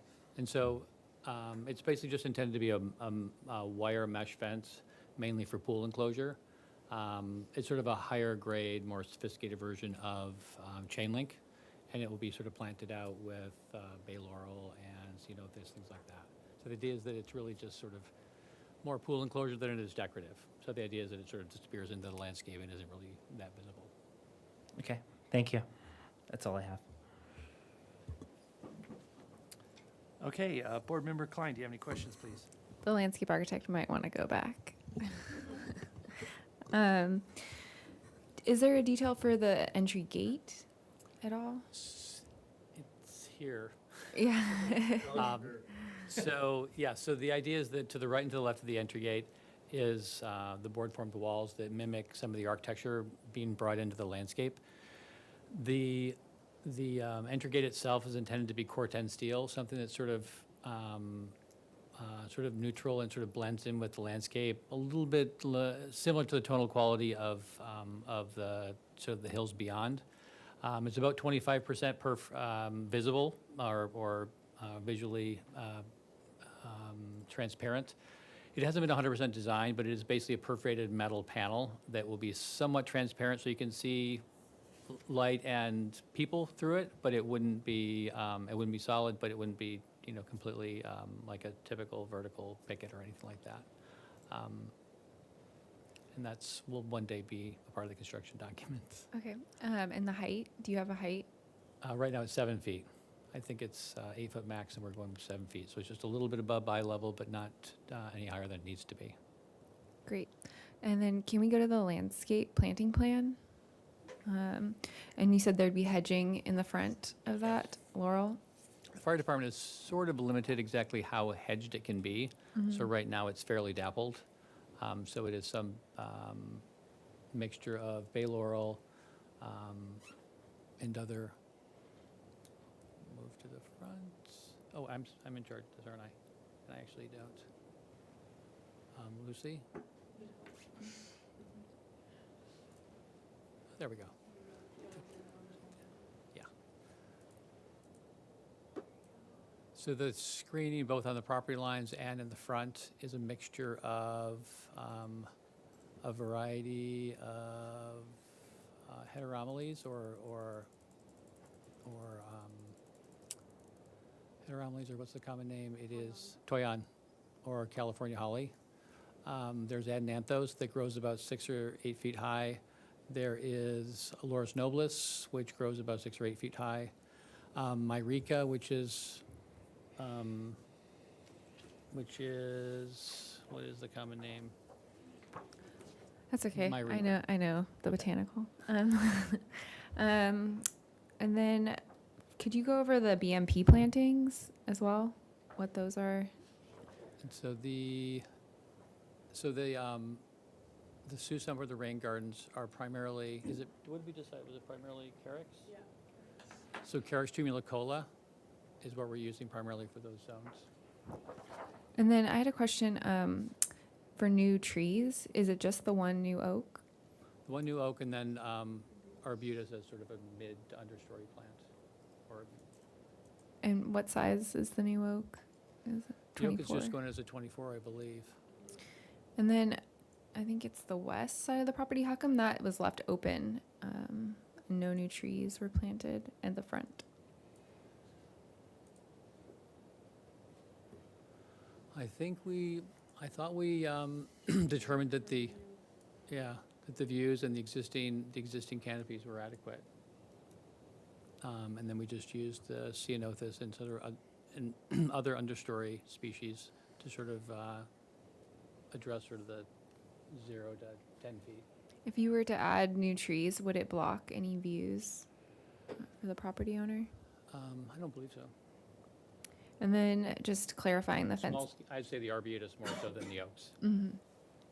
And then just to go over the fencing once again, just so I'm clear, the property line is mostly chain link on the sides and the back where there's not a wall. Correct. And then the front is more of a perforated. Correct. Both intended to be planted out. Great. I think those are all my questions. Thank you. All right, Board Member Motisha, do you have any questions, please? I don't think I have it. All right, thank you. The only question I have, I guess, so the consequence is all that stonework in the front's going to be completely removed. So that's what's happening. I think that was my only question at this time, so we'll move it to comments. Vice Chair Kloss, do you have any comments, please? Just a couple. I'm disappointed to see the sandstone removed, especially given the history of the parcel and its relationship to the neighborhood. If it had to be removed, it would be nice to at least see it reused in some meaningful way as an entry element. I think this home is going to be a beautiful home, but it did not come here first, and I think it needs to respect what did. And so to that end, I would like to see, some more communication with the easterly neighbors and possibly some relief from the property line with that board-formed concrete wall. It seems like there have been some maybe errors or maybe miscommunications in terms of the privacy along that property line, and it seems like it would be a reasonable concession for that 8-foot privacy wall to be relieved from the property line so that your client could put some planting between the property line and that wall in an effort to mitigate issues for the easterly neighbor. I don't know, and Katie, maybe you could speak to this better. It seems like we would need a design of the gates, and there may need to be some sort of staff review related to the taller walls and gates there. I don't know exactly where that magic line is for the 42 inches versus I think it's the 20 feet for the gate and 10 feet for the fencing. Back. So I think that needs to be studied, and we need a design for that. I am concerned about the privacy for the neighborhood from the pool, not necessarily the flanking neighbors, but the neighborhood at large. And those are really my only comments. I think it's going to be an incredible home, and I think it's going to be a quality home. I think it's beautiful, and I think if there's just a little bit more cooperation with the neighbors and a little respect for what was there first, I think it'll go a long way to help things out. All right, Board Member Ari Kaling, do you have any comments, please? I do. I believe the proposed FAR reduction is acceptable and more appropriate, more compatible with the neighborhood. I'm thinking about what Vice Chair Colossus is saying about the sandstone wall.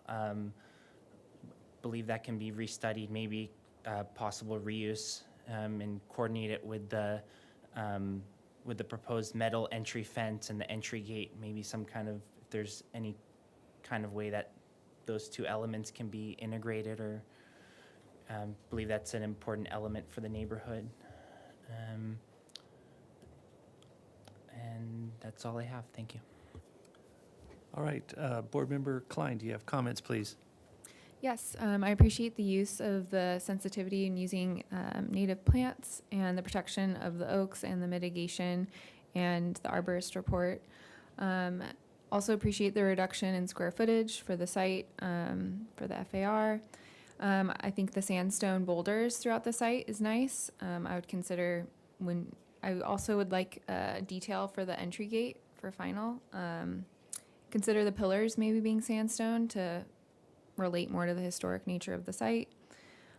Also study adding trees to the west side. That might help with the privacy from the road. It's just pretty open on that west side, and there's room for new trees. And then also study the planting. I know this is high fire, but study larger shrubs along the property line and in the front as well, just so that that chain link is not visible. Those are my comments. All right, thank you. Board Member Motisha, do you have any comments, please? Yes, I think project. Board Member Motisha, make sure your microphone's on. Oh, talking, yeah.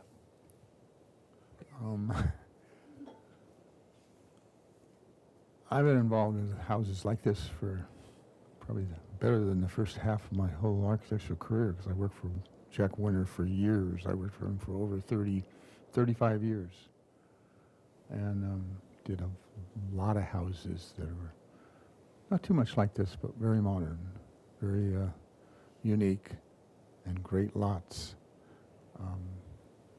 This lot allows this type of house.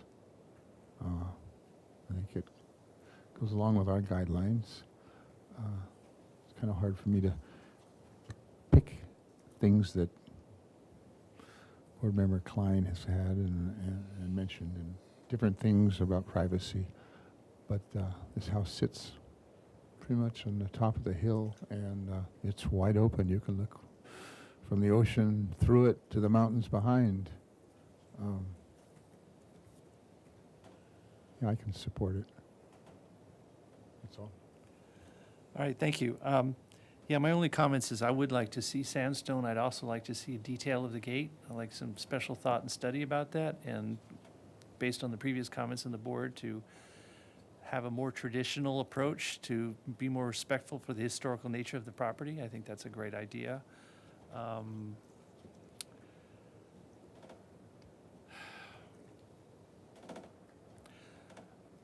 When I first started on this board, we used to get designs of homes that were 80-90% Mediterranean and maybe 2% modern. Now I don't see modern Mediterranean architecture anymore. It's like no one wants it anymore. So I struggle with this because of the heritage and historical, and I have to say it, analness of this area. So I would like to see some kind of appreciation for that in this house. The house is gorgeous, stunning. I love the way the driveway circulates up to the house. It's just going to be a showpiece. But in that respect, I think the sandstone in the gate would be kind of a homage to that kind of historical respect. So I think those are my only comments at this time. So if someone can entertain a motion. I can try. Okay, go for it. Can I make one more comment? Of course. Because I'm notorious for doing that. There was one of the items that Mr. Oliver had mentioned was parking. It's not really in our purview to address construction logistics, but I understand your concern. I've been driving up and down Hillcrest for the last 3 months, and there is not room for a fire truck to get by 1438 Hillcrest right now because of all the activities that have been occurring. So I would encourage the applicant at the time that construction is about to commence to communicate with the neighbors about a logistics plan and really to require that parking occur on site. There is plenty of parking on the property. It's the only other thing I wanted to add. And just to Board Member Killian, if you're going to make a motion to approve, they're here for project design approval and final approval. It's your discretion to grant one or either or none. But if you do make a motion to approve, please include the neighborhood preservation findings and the hillside findings. And then, Ms. Gu, can you switch to my computer? Before I make a motion, I wanted to ask, may I ask the board? Yeah. How they feel about providing project design approval but not final? Well, I'd like to see details of the gate and how that's, a little more study of that, I think. And you also had issues. I'd like to see the same that Mr. Miller's asking for, and I'd like to see some reprieve from the easterly property line for that privacy wall. And I'd like some clarification on the color of the driveway material, because it was noted that it was going to sort of match the sandstone, but it looks very washed out and more gray in the working drawings. I think you had several items too. Yes, I did. I'm comfortable, though, giving PDA, but final with those conditions to come back for full board. Okay, great. So I would like to make a motion for project design approval and return to the full board for final approval with the following comments. The board generally believes that the proposed FAR reduction is more compatible with the neighborhood. For the applicant to study the reuse of the sandstone wall along the entry and have maybe possibly coordinate that with the proposed metal entry gate and the metal entry fence in order to have a more traditional appearance in respect to the neighborhood. For the applicant to provide colors and details of the metal entry gate and the metal entry fencing. For the applicant to add trees along the west property line elevation area. for the applicant to study larger shrubs along property lines to ensure proper screening of the proposed chain link fencing. For the applicant to study the privacy of the proposed pool in respect to public views, preferably by providing photos and/or renderings. For the applicant to have this further discussion with the neighbors about proposed about the fencing, a shared fencing along the property line, in particular, a restudy of the board form concrete wall and proposed plantings.